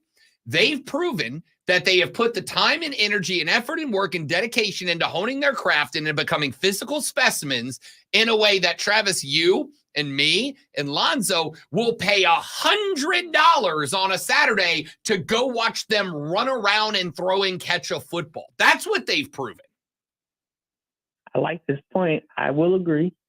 Making me smile a little bit, but at the same time, I mean, I stand tall on my opinions, but I agree with a lot of that. I do, truly. But it's still just like, I don't know. It's also a lot of hurt from the past of, I mean, even just Reggie Bush still. I mean, we've heard it a million times. I don't want to go back to it. I don't want to get in depth about that, but it's sad. It's these kids don't show the respect that Reggie Bush was showing, and I know they weren't. They aren't. I mean, like I don't like the way Caleb Williams walks around. Hey, that's Truly, fine. like I don't. That's fine, I Travis. like the And listen, I hate to cut you. I got to run. We are at the end of the show. Great break. You're welcome to call back anytime, man. Phenomenal call. I appreciate it. We don't do. I feel like I'm a broken record at this point. We don't decide that people should or should not get paid more or less money based on how we respect them in their profession. We never have. It's not a profession though. I mean, if you call them employees, all this arguments go out the window. It just does. I mean, it's the fact that they're still acting like they're not employees when they are. You call them employees when the schools are able to pay out the NILs themselves or make sure the kids get the NILs legally. When they're able to do that, then they become, when the unionizations go through and everyone's in a union, then they're employees. Then all this student athlete stuff, it's really about that label. Once that label's gone and they're employees, then you're right. I mean, I'm right already, but I get what you're saying. Again, if what it takes for this whole conversation to slow up a little bit is that you just need me to call them employees. It's not just about you. It's partly about you, but that's just for me. But I mean, universally, or at least in America, they need to label them employees because that's what they are, and quit pretending like they're student athletes because they're no longer that. Okay, I mean, there might be a couple on the team that are just student athletes, but they also, in my opinion, get paid with their scholarships. So 844-326-3663. That's the number to the renewal by Anderson of the Carolinas fan phone. You're welcome on the show. You can text us at 71307, 71307. I did not intend for this to eat up the whole hour, but it's a good conversation and you guys are bringing it. Texter says, per Lonzo logic, getting the bag doesn't give the incentive to want to play as hard. Is that true for Mahomes when he got $500 million? Good take. Good point. Is it? I don't know how that if you're take applies. If you're Patrick Mahomes and you just got $500 million, where are your incentives to make more? Did I just explain? I think I just pointed out like 10 minutes ago. I don't know. Maybe the texter just tuned in that he just restructured his contract to give his team more money. He's not getting less money. He's just getting paid a different way. Listen, he's not taking less money. will relay the disrespect to the Kansas City Chiefs. Please do. Thank you, Texter. 3-peat's on its way. Incoming three-peat. Sports Flash. He made us sound like he forgot, but he didn't forget. That was a radio thing. More moves yesterday for the Carolina Panthers. The biggest, the acquisition of wide receiver Dante Johnson from the Pittsburgh Steelers in return for cornerback Dante Jackson. And a late round pick swap. Johnson was Pittsburgh's most experienced receiver, picked in the 3rd round in 2019. Jackson was in the final year of his contract and was expected to be cut today. The Carolina Panthers also added free agent linebacker Josie Jewell, signing a 3-year, $22.75 million deal, and defensive tackle Ashawn Robinson on a similar contract. Jewell is coming off of his 3rd 100 tackle season in 4 years in Denver and is considered a defensive quarterback. Robinson registered 62 tackles, anchoring the defense for the Giants while not missing a single game. One more sturdy hour coming up here on the Rob Brown Show.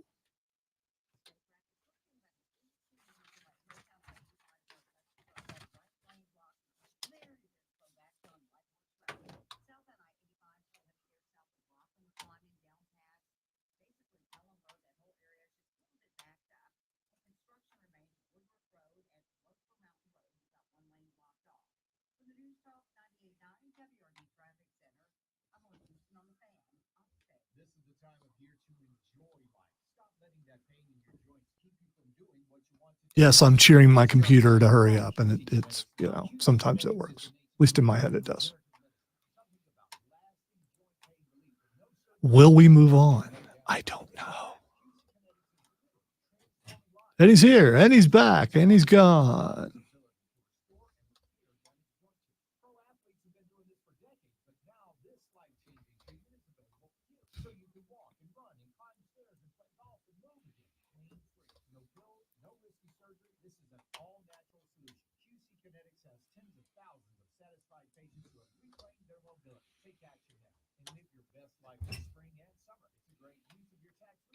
I am starting to believe that the bump is real Yeah, man. because of new callers, new texters, new streamers. Weezer. I want to go see Weezer. Weezer at the well. I look just like Buddy Holly. Oh, Dinosaur Jr. is coming with them. I don't care what they say about us. Anyhow, I don't care about that.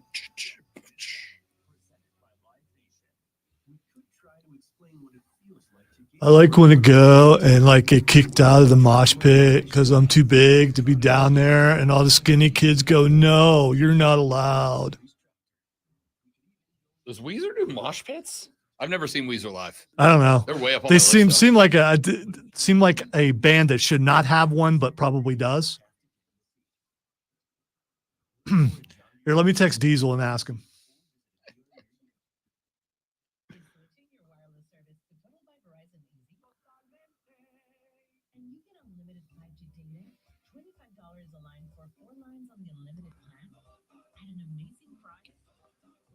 Greatest concert of my life, Green Day, Fall Out Boy, and Weezer. Oh, dude, that would be a killer show, man. How long was that show? That show had to be 5 hours.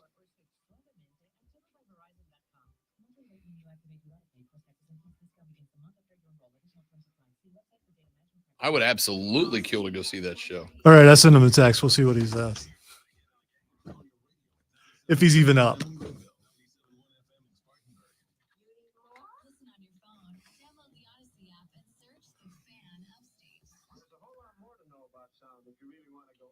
I don't care about that. Yeah.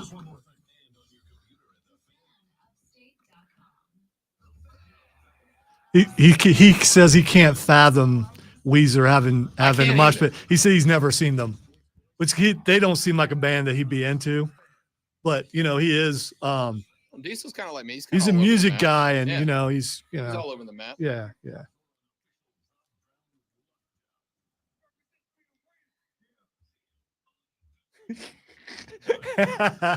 He says the fan base is too brittle. Screw you, Diesel. He's right, though. He's right, probably. Wait, 8 seconds. Go for it. The Rob Brown Show back on your radio. It's the Fan Upstate. Welcome back, ladies and gentlemen. Rob Lonzo and you. Great to have you. 844-326-3663. That is the number to the renewal by Anderson of the Carolinas fan phone. 844-326-3663. If you want to be a part of the radio broadcast, now is an exceptional time to do just that. You can text us at 71307, 71307. Start your text with FAN, F-A-N. We'll read them on the air, FAN, F-A-N. You may tweet us at The Rob Brown Show, at Lonzo on Word. Except if your name's Jeremy. Like get off our stream and do your job. Yeah, don't you? Does you have something to do right now? Come on. I will say, I appreciate him saying that. Yeah, but that makes it, that's implying that some people don't wash their hands. Yes, they do. Well, some of them don't wash their hands. I've seen them. I'm not going to call them out by name, but I certainly could. You must chill. No, listen to me. Be an adult. Be a big boy or girl. Wash your hands when you pee. I don't know what washing your hands has to do with being an adult. You Maybe being civilized, possibly. Because a child would think, oh, if I touch my willy and then I touch the other things people are going to touch, that's okay. An adult would say, I have to touch things other people are going to touch. And out of some level of social consciousness and understanding, I should wash my hands like an adult. It's the same reason you don't want to eat your vegetables as a kid. But when you grow up, you come to the conclusion that they're good for me and I should eat my vegetables. It's an adult decision. Be an adult. Wash your hands. I just want to say lunatics. to Jeremy, whoever you are, like, spend less time in the bathroom, man. Maybe you won't notice, things that are going on in there. I'm just saying. I mean, wash your hands. Wash your hands. You're gross. Wash your hands. Okay. I know I could name at least off the top of my head 2 people that by the way, every time I've seen Jeremy, we've been at the sink. So we're good. So I'm sure he's not talking about me. Wash your hands. Okay. Just be an adult. Wash your hands. But there's only 2 other guys on the station. So I mean, Not only he said coworkers. Yeah. Not people on the show. He Oh, said okay. coworkers. All right. We were asking if Weezer, who's coming to town, if they actually have all right. I was asking if they have a mosh pit because, but I sent out a text to an expert, one Diesel, who is on the station, but also has a killer radio show. From what I understand, not that I would ever listen to it, on 93.3 The Planet. It's a joke. Of course, I've listened to it. Who says the fan base is too brittle. And I just want to make sure That's that. rude, So if you're a Weezer fan, That's rude is what that is. of course, I didn't tell him that I would say it on the air, but he probably should have known that. I mean, Texter especially says, considering who he works with every day, where there is no off-air conversation.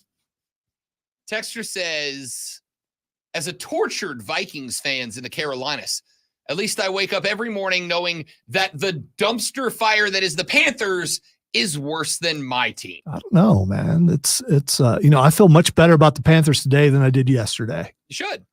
You should. And who's Minnesota's quarterback? That would be one USC icon, Samuel Darnold. Who didn't even make it on the field when he could have for San Francisco whenever. I mean, just saying, Samuel Richard Darnold. Oh no, he had to look up his name. He looked up the middle name. So thank you for not using my full name. I appreciate that. I could. You absolutely could. I could. Yeah. But I what is that mononym? I forget exactly what I do since I'm a one name guy. Like Bono or Madonna, or I know she's not a guy, but I mean, Bono, lately she kind of looks like Madonna, possibly. Lonzo, Exactly. Oprah, Yeah. I mean, all the greats, all the greats. depending on your point of view, I suppose. So the Carolina Panthers have indeed, by and large, been a bit of a dumpster fire. I'm not going to push back on that. It's not been great. That is most certain, Texter. Say this. Had a good day yesterday. I think Dan Morgan has, to some degree at least partially inspired the Panthers fans. Have they done anything yet to get more fans in the stands? I think that's the question, because more fans that are actually Panther fans and not fans of the other team that's there. As we have said in the past, what is the best way to get fans in the stands? Great one. Win some games. Win some games. And I think you said like their total is going to be like 4 or something. I mean, it's fluctuated between 4 and 5. I think they're a 5-1 team this year. Yeah. Okay. I think they're a 5-1 team. I will set the over-under this year for the Carolina Panthers at 4. What does Vegas set the over-under for That's the a great Panthers? question. I'm glad you asked that. I should know that off the top of my head. Especially since you have a show on Saturday where you do, that sort of thing, odds and stuff, from my understanding.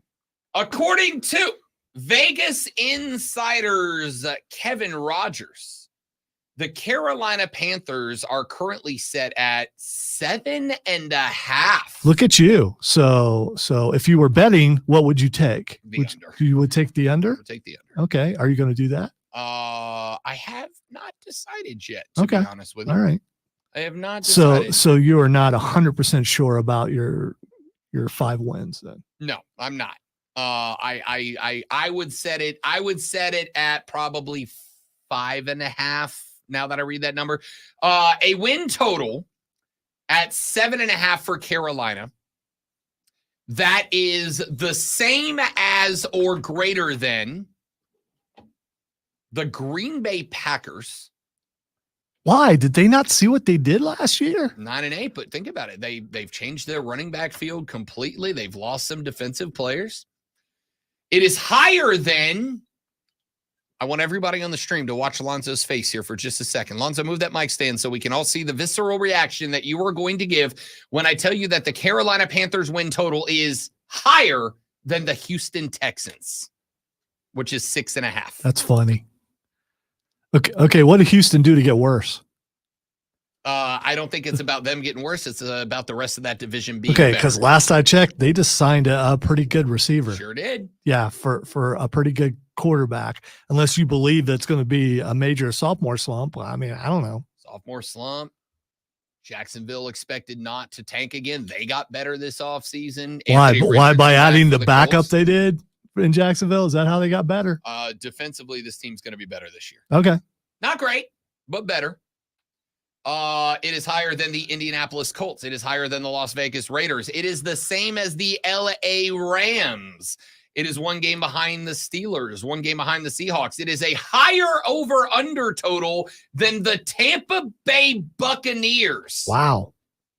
You mean the team who won the South last year and who just re-signed the quarterback that helped them do that? Yeah, but they lost Dave Canales. They did. We'll find out. A lot of people, myself included, who think that Dave Canales was the reason they were what they were last year. I don't know if there's any way that you could find what kind of bump did Atlanta get when Kirk Cousins signed, or did they get any bump at all? They did. They are also at 7.5 wins. So the NFC South's 2 front runners, scratch that. They are not the 2 front runners. Saints. You're my hour, 9.5. Wow. Okay. Will and Gay, baby. All right. That is a good addition, but that's not enough to be 2 games better than everybody else in the South. How? I don't know. How? As a Saints fan, I don't know. I get you've got your Hall of Famer there at quarterback. Sure do. But Alvin Kamara punch anybody lately? Not yet. Okay. We're doing good so far. Doing so good so far. Over under win total, according to Kevin Rogers of Vegas Insider, Carolina 7.5. That is the same as the Chicago Bears. That is 1 below the Vikings. That is the same as the Patriots. That is the same as the Titans. That is the same as the Washington Commanders. Bum, bum, bum, bum, bum, bum, bum. Do keep in mind, however, as I feel compelled to point out to each and all of you every time we talk about Vegas numbers, please do keep in mind that these Vegas numbers are as impacted by the money line, as by the bets as they are by Vegas's knowledge of the team, right? So if you are, let's say, if you put it at Carolina 4.5, and you get a huge surge of money that starts coming in at the over, then eventually it's going to move to 5.5. And if you still get money coming in, even if Vegas is going, we still think the number is going to be 4.5. But we got to have that money split on both sides. Let's move it to 6.5. Vegas still might think it's 4.5, but they are also reacting to the money. So in the NFC South, the over-under win total is Tampa Bay with the lowest win total. The lowest win total. This number's interesting to me, man. This number's interesting to me. All right, so we'll keep an eye on this for you. Here's let's check out Legal Sports Report has compiled the over-unders as well. Let me get their here's their win total tracker. Below are the opening win total lines for all 32 teams for the recently that's last year's numbers. They may actually but it doesn't look like most books are actually putting out their 24 numbers yet. Those actually, you know what those are? I just lied to you. This is my bad. I just screwed the pooch on this. What a waste of a segment. That is last year's win total going into the season. That's my bad. What a waste of a segment. That's what you get for trying to do a segment on the fly. Texter said, Rob, is 7.5 a 3-year total for Carolina? Good joke. My bad. It said the Vegas Insider has it 24-25 NFL win total results. But these are actually, they list the article as 24-25 win total results, but then they list 23-24 in their results. So that's my bad. Anyway, blew that segment. I'm embarrassed thoroughly and completely. Good job, Rob. Way to go. Let's talk about something else, shall we? You could have moved on and no one ever would have knew. I'm not going to be dishonest to my people like that. Okay. All right. We have said for a while that that sucks. We have said for a while that the assumption was going to be that Chicago was going, or I have said for a while, the assumption was going to be that Chicago was likely going to trade Justin Fields and go QB1. We also, I think, knew that the Washington Commanders were going to go quarterback at 2. And those were two big things that we needed to see how it played out before we tried to read into the tea leaves what was going to happen elsewhere. However, there was one more thought out there that needed to be discussed. The one more thought out there that needed to be discussed was what the New England Patriots were going to do at number 3. Would they draft a quarterback at 3? Would drafting a quarterback at 3 result in them screwing up the draft order way down the line? Would they make that trade? There was a thought Atlanta could trade to number 3. They decided to go with Kirk Cousins, that the Vikings could go to 3. They have signed Sam Darnold. Does not mean they're done, by the way, though. The Vikings may have every intention of keeping Sam Darnold as a cheap backup option with some experience while they go get a rookie. The Vikings may not be done. We'll find out. But according to reports, the Patriots are beginning to lean towards drafting a quarterback at number 3. If the Patriots are indeed leaning at drafting a quarterback number 3, they are going to pick between whoever is remaining, Drake May out of North Carolina or Jaden Daniels out of LSU. Mac Jones departed the Jags. That obviously cemented the idea that the Patriots are going to be picking a quarterback. The question still remains, do they take either May or Daniels at 3? Do they trade back into the middle of the round somewhere and maybe select J.J. McCarthy, maybe Bo Nix out of Oregon? Could they end up going elsewhere? I think there's a lot of people who at this point are of the belief that the Patriots are most certainly going to end up with either Drake May or Jaden Daniels out of LSU. I'm not convinced of that yet, to be honest with you. I don't know that that is a for certain. I think there is the chance somewhere down the line that they still trade back. I just don't know enough. I don't think anybody can or does yet.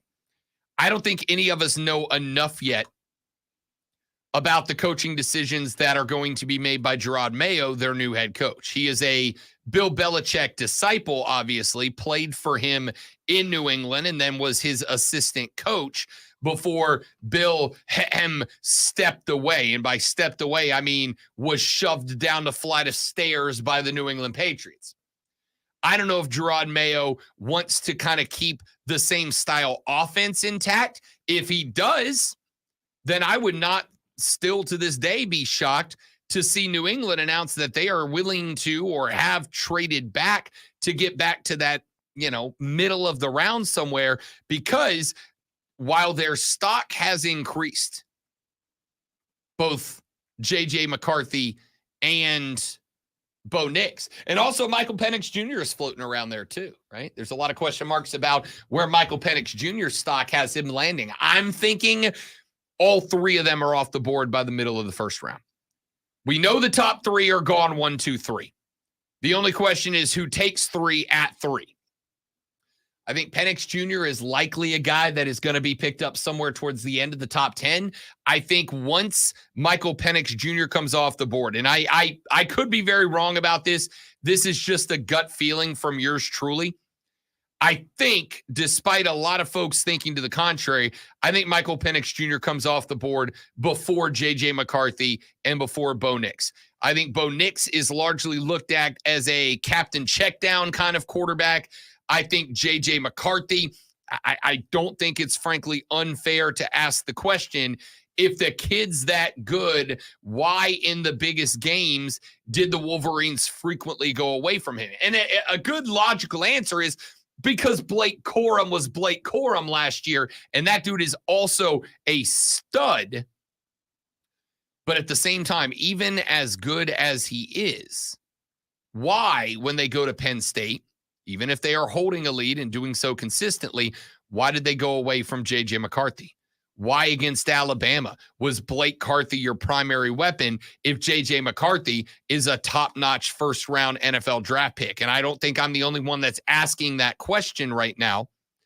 So my suspicion is Penix Jr. comes off the board. But once he's off the board, I think at that point there is going to be a panic at that position, and I think McCarthy and Nix get selected. So if the Patriots are going to go with a quarterback and they are not solidified on Jaden Daniels, which, again, they should be, they could still end up trading that pick back, and depending on who is the recipient. Obviously, we know now it's not going to be the Atlanta Falcons. I think the Minnesota Vikings are still in play. I'll be real with you. The pickup of Sam Darnold doesn't change a whole lot as to how the first round looks for me. I think Minnesota could very much be looking for somebody in the draft and just using Sam Darnold the way that Carolina used Andy Dalton last year. We want a guy who's got years of experience, who's been in the game, who's been in the league, and we want to utilize that guy to train up the next guy. I do wonder, great one, how many teams are going to look at what happened with CJ Stroud last year? How many teams are going to look at Bryce Young from last year and change the way that they approach the development of a rookie quarterback based on one or the other? I don't think anything's changed. It's the same as it always has been. You're going to have some diamonds out there who can jump right in and do what CJ Stroud did. Not exactly what he did since he set records, but still, Cam Newton was really good. He set records so far. Yeah. Cam Newton set records when he came out, and those records were broke since then. And then CJ Stroud did what he did. So is there a CJ Stroud in this bunch? I don't believe so. It doesn't mean they're all Bryce Youngs either. If there is, it's Jaden Daniels. If there is, it's Jaden Daniels. I don't think it's Caleb Williams. If there is a second one, it's Jaden Daniels and Caleb Williams. I don't think it's Drake May. I think it comes down to, and I'm sorry to say, because I know that this is probably not the most astute analysis, but maybe I'm wrong. I think quarterbacks with legs can do it first year, and quarterbacks without legs can't. I think quarterbacks that can get out of the pocket and make plays, guys like Lamar, Cam, CJ, I think they can do it. I think guys whose strength is breaking down, analyzing, and executing the game, guys like Bryce Young, I don't think it's as easy for them in year one as it is for Anthony Richardson, who looked great before he got banged up. I think those are guys that you got to invest 2 or 3 years in before you can say, okay, they've hit their stride, or there's no stride to be hit. We'll find out. All right, let's take a break. We'll come back here in just a minute, continue this hour of the show, the final hour of the show. I am Rob Brown, guy on the other side, Graven Lonzo. The Rob Brown Show rolls on. This is the Fan Upstate.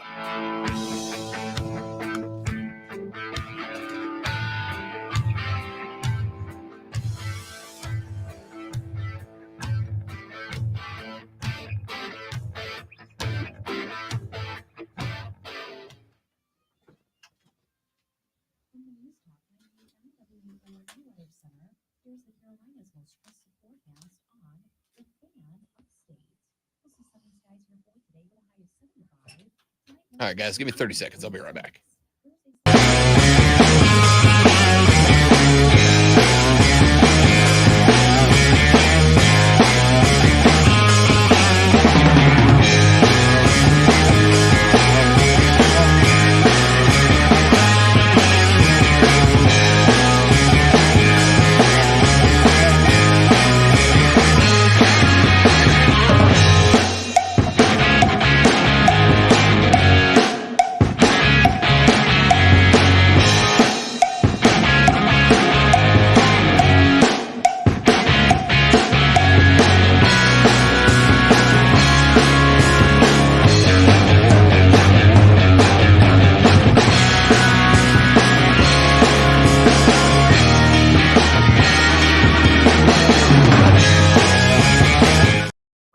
All right, thanks for hanging in there, y'all. We back.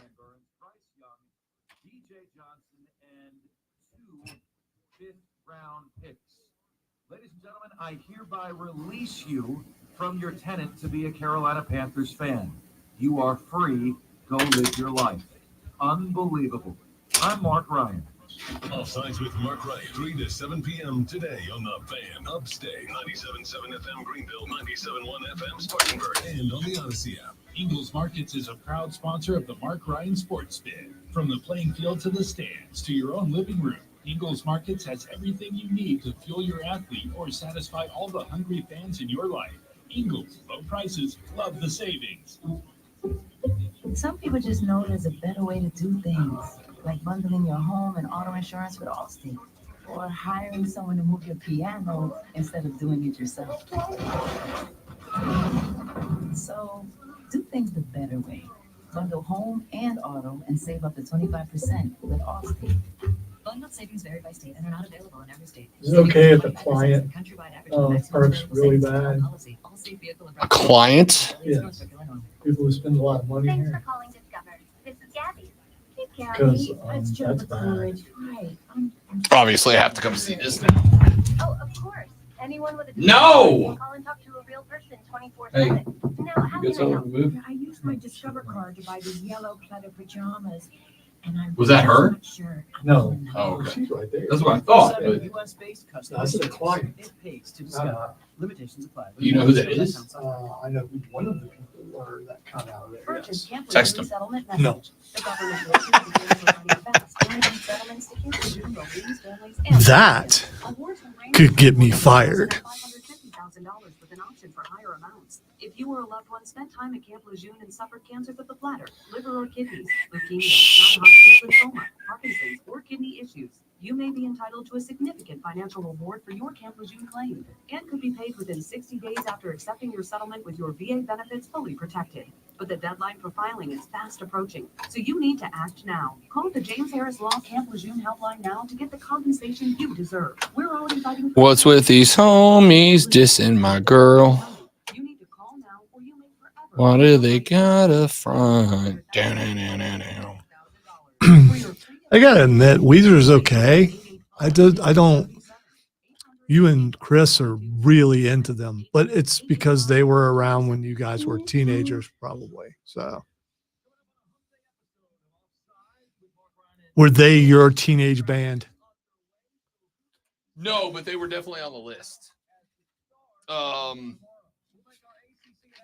Contrary to my shining, sparkly personality. And I know it's been made into a joke, and it should be. My teenage bands were Limp Bizkit, Creed, and Nelly. I don't see a problem with that, but you know.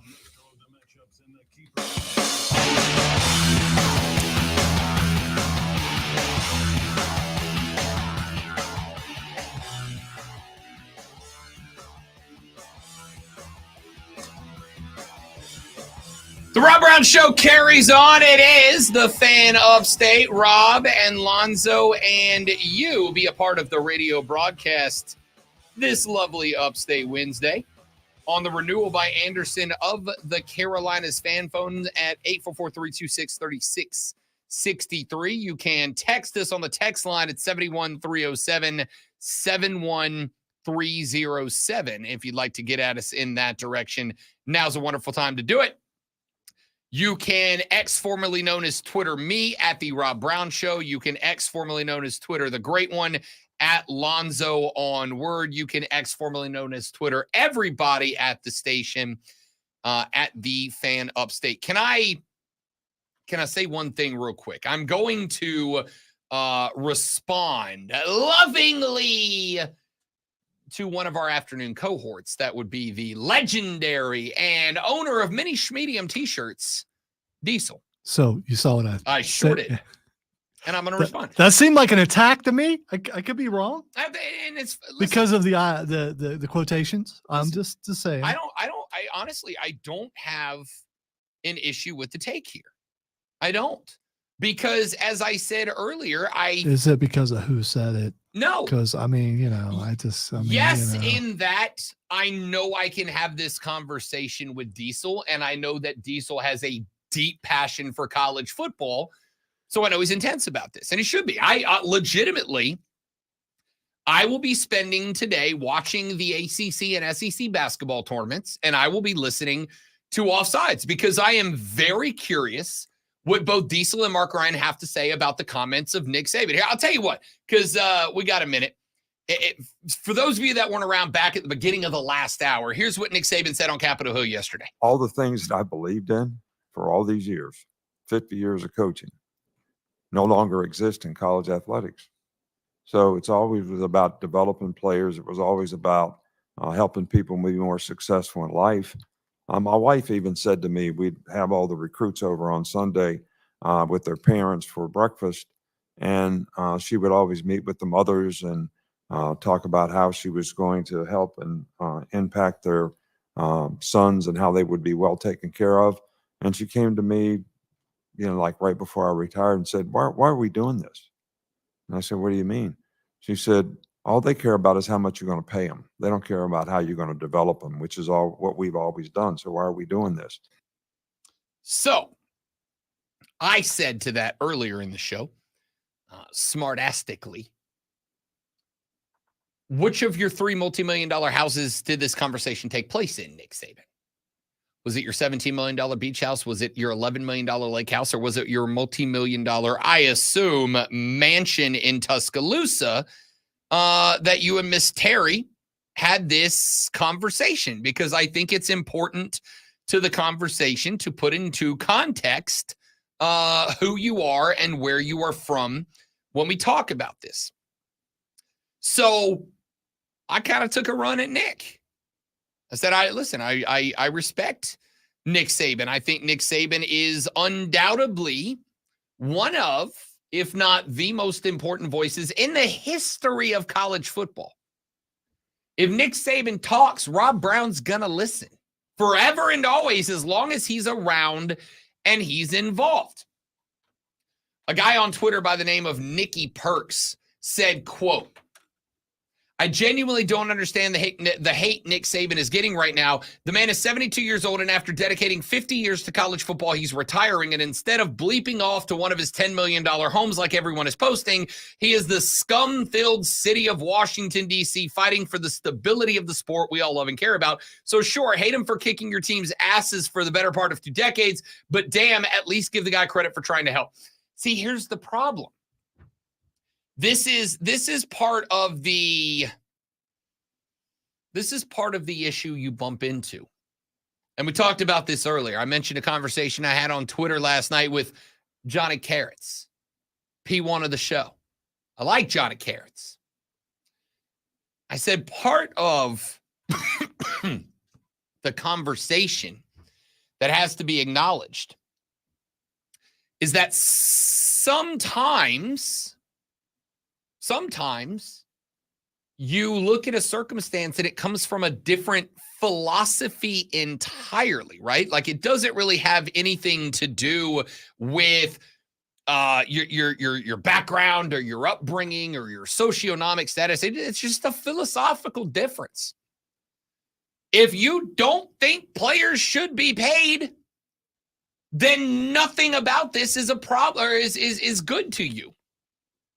And if you don't have a problem with players getting paid through NIL or whatever else, then there isn't a problem here for you at all. It's just a reality that me and Nick Saban and me and Nikki Perkins have a different philosophical view on this. And when you have that situation, you kind of end up in a spot where you have to do what you can do to try to find a compromise, to try to find a spot where you both line up and agree with whatever it is that you are, whatever it is you happen to be talking about at that moment in time. That's just kind of how everything works. I come from a different philosophical background. I don't think that players being allowed to earn NIL money is ruining football. This is why I've said, to me, when you make a claim, when you're engaged in a conversation, one of the things that I think is most important to do is to set definitions of the words that you are saying. So when someone says, hey, I think this is ruining college football, I need to know what you mean by that. When someone says, oh, Rob, it's the wild, wild, wiki, wild, wild west, I need to know, again, what do you mean by that? And why is it a bad thing? And I didn't hear that. All I heard was, I spent my whole career developing players, and now that's gone. How? Again, that seems to me like a recruiting problem. That seems to me like you were out there getting players who just cared about the bag instead of guys that wanted to go to college and play football and be better people. If truly, genuinely, your feeling is that you will only bring in kids, that the most important thing is developing kids, then it seems to me your recruiting process would be on kids who you can develop. And that if you're not developing them, then you're not living up to your standards, not anybody else's. But maybe that's just me. Anyway,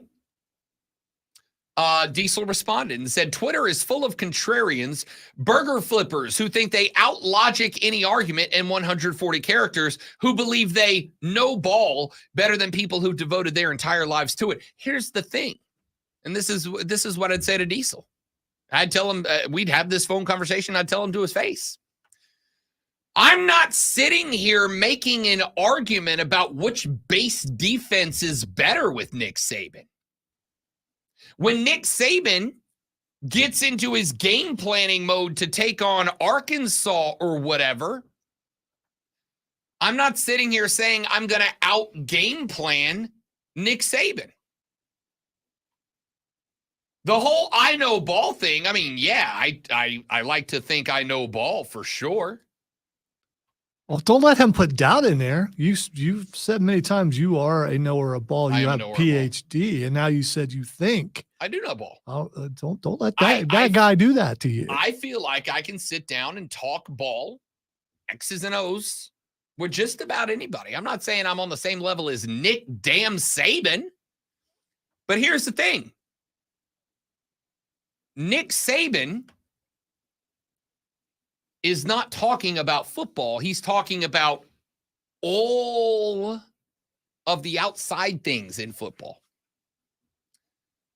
Me going against Nick Saban doesn't make me a contrarian by default. A contrarian is someone who disagrees for the sake of disagreement. A contrarian would be someone who, let's say, theoretically, your football team convinces Patrick Mahomes to leave Kansas City and come to you. Now, 100% of NFL fans would say that's an upgrade for our team, right?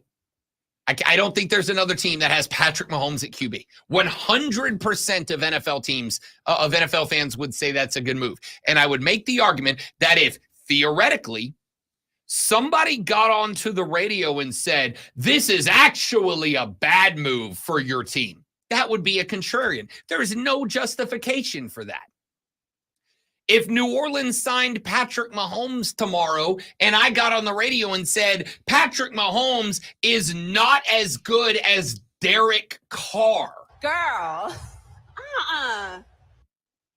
You would go, Rob Brown, that's lunacy. That would be me being a contrarian. That would be me making a silly statement for attention. That's a contrarian. What I am saying to Nick here is, I don't think you are thinking about this from outside of your perspective only.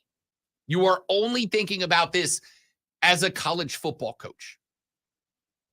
You're not thinking about this from anybody else's perspective. And more importantly, you're not thinking about any other aspects of it. You're applying a certain line of logic and thought to how it impacts you and only you.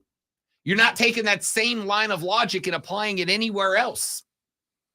I think there should be caps on NIL. Okay. But if I was to suggest to Nick Saban that I think there should be caps on college football coaches as well, do you think he's signing on for that? Absolutely, No. I think he is, without a doubt. Because you know what? He's not A contrarian? a college football coach. Yeah, that's fair. I would be willing to bet that up until he was no longer a college football coach, I'm willing to bet Nick Saban likely would not have been like, yeah, I think capping the salaries that college football coaches can make is actually a good thing. See, it's only good when I get to do it to other people. He would also point out that he's an employee and they're student athletes. I mean, sure. But again, they're not making money for being employees. They are making money on what? Their name, image, and likeness. Yeah. And once that's solved, and as we talked about earlier, it's in the process of being solved. Once it's solved, it's taken care of. And here we are back to where I started this segment. This is the philosophical difference. There's nothing to solve. Anybody who is capable of building a brand, and a brand that other people want to give them money to be attached I to. am the Socrates of sports, apparently. The Socrates of sports might go onto your nickname list. That's pretty good. And That's pretty good. alliteration. So, I mean, Which makes all nicknames better. Nicknames are better with alliteration. There's nothing to be solved. These kids are not paid to play football. They are paid to represent other entities via their name, their image, and their likeness.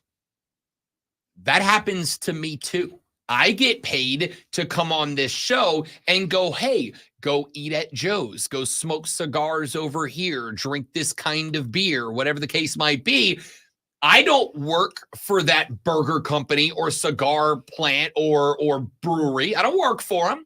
I'm not a beer salesman. I'm not a cigar salesman. I'm not a burger salesman. What I am is somebody who goes, I am willing to let you attach your name to me, to what I have built, to my brand. And that's why you are the Aristotle of analogy. I'm a giver. We got to take a break. It is time for the Copernicus of commercials to roll the break. He is, I already said the word break. I was going to go the Beethoven of breaks, Lonzo, but I use that one. Let's see. He is the Einstein of intermissions. I mean, it starts with an A, but the alliteration's still good.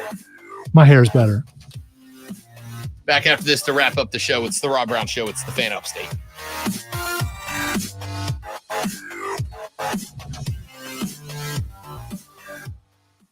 So in Rob's theory, everything should come from Amazon because we need no regulation. No, Steven, that is not what I've said or would say. In fact, I would be willing to bet, you ready for me, Steven, to cost myself some public opinion to a lot of people? I believe there's a lot of industries that need dramatically more regulation than they currently have, and we need some politicians to stand up to some bad people. By the way, tinfoil tap time. Did you see what happened or yesterday in South Carolina? You know how there was all this stuff going on with Boeing? The guy who blew the whistle turned up dead yesterday before his testimony. I did see that. Yeah. Even Rob went, wait a minute. What are we doing here? So. And as far as we know, Hillary Clinton had nothing to do with it. Here's what I am saying. What I am saying is, if you want to regulate one while other people make more money off of that thing, it's a different story. That's not the same thing. If you want to regulate across the board, that's fine. That's fine. If you put a law into place that limits what Amazon can do, it needs to limit what everybody can do. That's what antitrust laws are. If I put a rule in tomorrow that said you can't ship more than $1 million of merchandise a year if you have less than 100 employees, that would be unfair, right? Because now I'm putting a restriction on small businesses that I'm not putting on the big businesses. That gives the big folks an advantage. I'm not saying that. I'm saying if you would like to put a regulation on NIL, that's fine.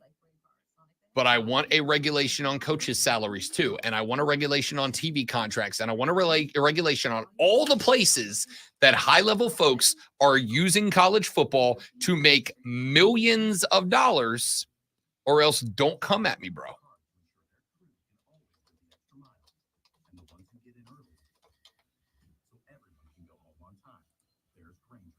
Offering professional-grade supplies backed by product experts so you can quickly and easily find what you need. Plus, you can count on access to a committed team ready to go the extra. Wow, all my chapter titles just about have 3 letters in it. And that's it. I don't know why. From the Ingalls Market Studio,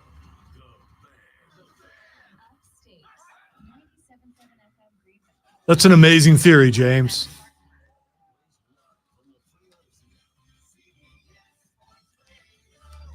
What the world are you doing? What were you doing? That was weird. Yeah, I put all this work yesterday into show prep.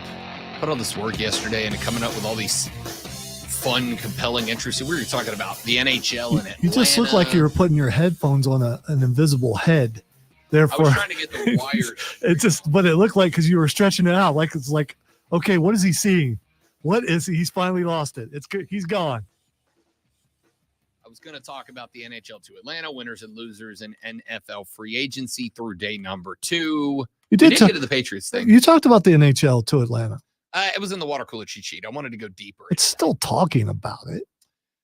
Instead, I will wrap it up with this. America, let's have a conversation. Pull up a chair. Relax. No. America, we need to do better. No one should be taking Aaron Rodgers for vice president seriously. None of you should be taking Aaron Rodgers for Veep as a serious possibility. All right. None When's of you. when's the Zero. last None. time? When's the last time an independent candidate was actually taken serious? Period.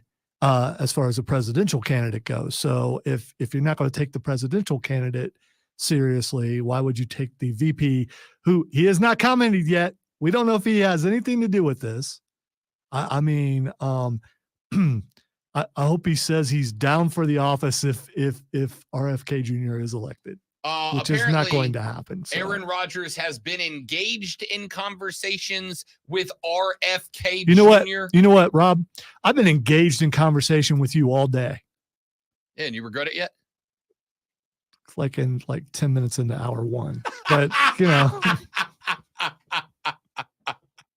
That's more than fair. No. Aaron, just play football. I'm begging you. Although Is he old enough? Is Is he old enough to be VP? I don't think so. It isn't. There's an age limit. I mean, what is it to run for president? It's in the 40. It's like, I think so. It's 35. is it 35? to Okay. be VP. All right. Okay. To be the president, you have to be. I thought it was like 42, wasn't it? I could be wrong. Let's see here. I should know this off the top of my head. But I think it's 35 for. I think it's 35 for president too. Okay. I think you only have to be 35. All right. So President must be a natural-born citizen of the United States, have been a resident of the U.S. for 14 years, and be at least 35 years old. Okay. So I guess he fits all He that fits the criteria. Okay. Fine. He does fits the bill. You know what? It's America. If he wants to run, dude. I mean, go for it. No, don't. Yeah, do it. Don't. Do it. Don't. I think you're more afraid that he might actually get votes. I think that's the part, but he wouldn't, because you don't run for vice president. You're appointed. I will say this.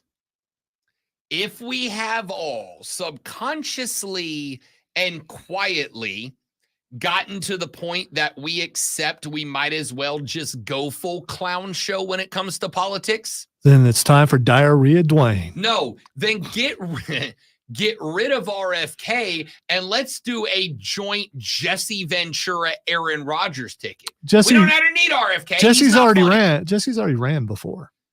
Jesse the Body was a governor. Yeah, of but I think Minnesota. he ran for president also. I'm sure. I'm just saying, if we have all collectively agreed that we I ain't got time to accept bleed. politics being an absolute clown show, then get RFK Jr. out of here. Let's do a Jesse the Body and Aaron the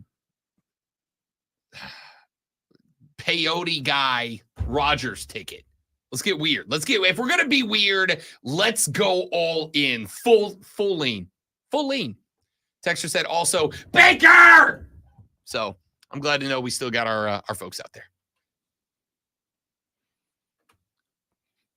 Speaking of weird, let's see what's Xing out there in the world today. The first thing on the list that Rob is going to tell us about why it's Xing is she's 26. I saw that trending this morning, and I, not gonna lie, I got real scared to click it because it's either talking about like a specific celebrity or something that my boss would not approve me looking at. Well, I did click it because I Lonzo. I thought Attaboy. that there's been things that I haven't, but I thought it was okay on this because it was dealing with numbers. Chris Evans, not the guy down the hall, but ours? yeah, no, Chris Evans, the movie star from several different movies, married his girlfriend who was 26. And apparently some people on TikTok said she was 16, and some people ran with that and thought that he was actually marrying someone who's 16, but she's 26. Her name is Alba Baptista. He's 42. Yeah. Now, it would have been a problem if he was 57, but he's not. Yeah, I try to stay out of other people's like relationships, and sometimes people meet people that are older than them, and they're, it just kind of is what it is. I at the same time, like, what do you have in common? Like, what do you talk about? Well, I mean, I mean, you probably could find something. There's this thing called physical attraction, and there might be that. And then there's also Well, the he's fact. Chris Evans. He's a smoke show. I There mean, definitely I was is. going to say, and he's Chris Evans. That's America's ass. And if he's still in the kind of shape that he has been in the past, he's I somehow doubt Cap is let himself go since we last saw him. By the way, you ever watch Gray Man? no. It's got him and oh gosh, who's the other guy? It's him and Ryan Gosling. It's pretty good. He's the bad guy in that. He's actually kind of good at being the bad guy. He's been bad guys before. All right. The next thing that's Xing is TikTok.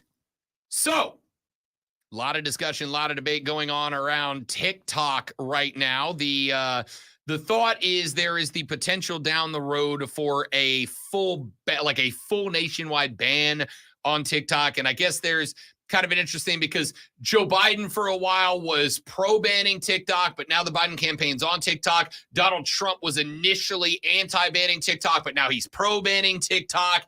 And basically, let's just elect Jesse Ventura and Aaron Rodgers because the whole thing's a dog and what's it, dog and pony show? Dog and pony show. Yeah. Let's just go with that. I believe it's more Xing, trending, whatever, because potential buyers and for TikTok. Interesting. That Yes. thing, if somebody buys TikTok, it's going to go for the largest purchase price of anything that's ever been purchased. I guarantee it. More than or so far. Yeah, more than without a likely. All right. The next thing that's Xing is the Dollar Tree. I have no idea why it's trending. It's not good. I wouldn't think it's good. I have heard things. I've seen things. I think John Oliver did a whole segment on the dollars, those kind of dollar stores at one point. They're closing stores. So, I'm not shocked. Which is weird because we just got a Dollar Tree in Gray Court, and watching the competition between the Dollar Tree and Dollar General. Yeah, that's Bro, there's like $3 Generals within walking distance of my house. I have no idea how or why. all right. The final thing that's Xing is the Batman 2. The Batman 2. Yes, not 2 as in also, but 2 as number 2. Yeah, I got it. Is I'm assuming Pattinson's back. I thought it was pretty good, to be honest. Yeah, it's being put off for another year. That's Really? yeah, that's not good. That's not. Because all the James Gunn stuff. It's an elsewhere thing, so it doesn't Yeah. count within the continuity. So I don't know. All right, that's it for us, ladies and gentlemen. Thanks for hanging out and fighting with me all day. I enjoyed it. We'll do it again tomorrow, maybe. Probably not. It's Thursday. Fight Club! You must chill. I'm not going to count. I didn't need it on for that. Yeah. You must chill. I could yell without it on. Don't drink and drive. I'll punch you in the face. See you back here tomorrow on the Rob Brown Show in the Fan Upstate later. Yeah. Dollar General owns Dollar Tree. Is that true? Yeah, they all own each other, I think. They all own each other. Yeah, everybody, they all own it. They're all a lie anyway, because Ain't nothing a dollar. yeah.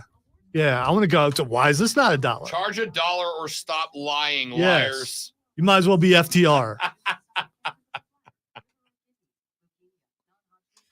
All right, dudes. I appreciate y'all being here. Hope you enjoyed the show. I enjoyed hanging out with you as I always do. Have a lovely rest of your day. Tell your friends about us. We'll see you back here tomorrow. Goodbye.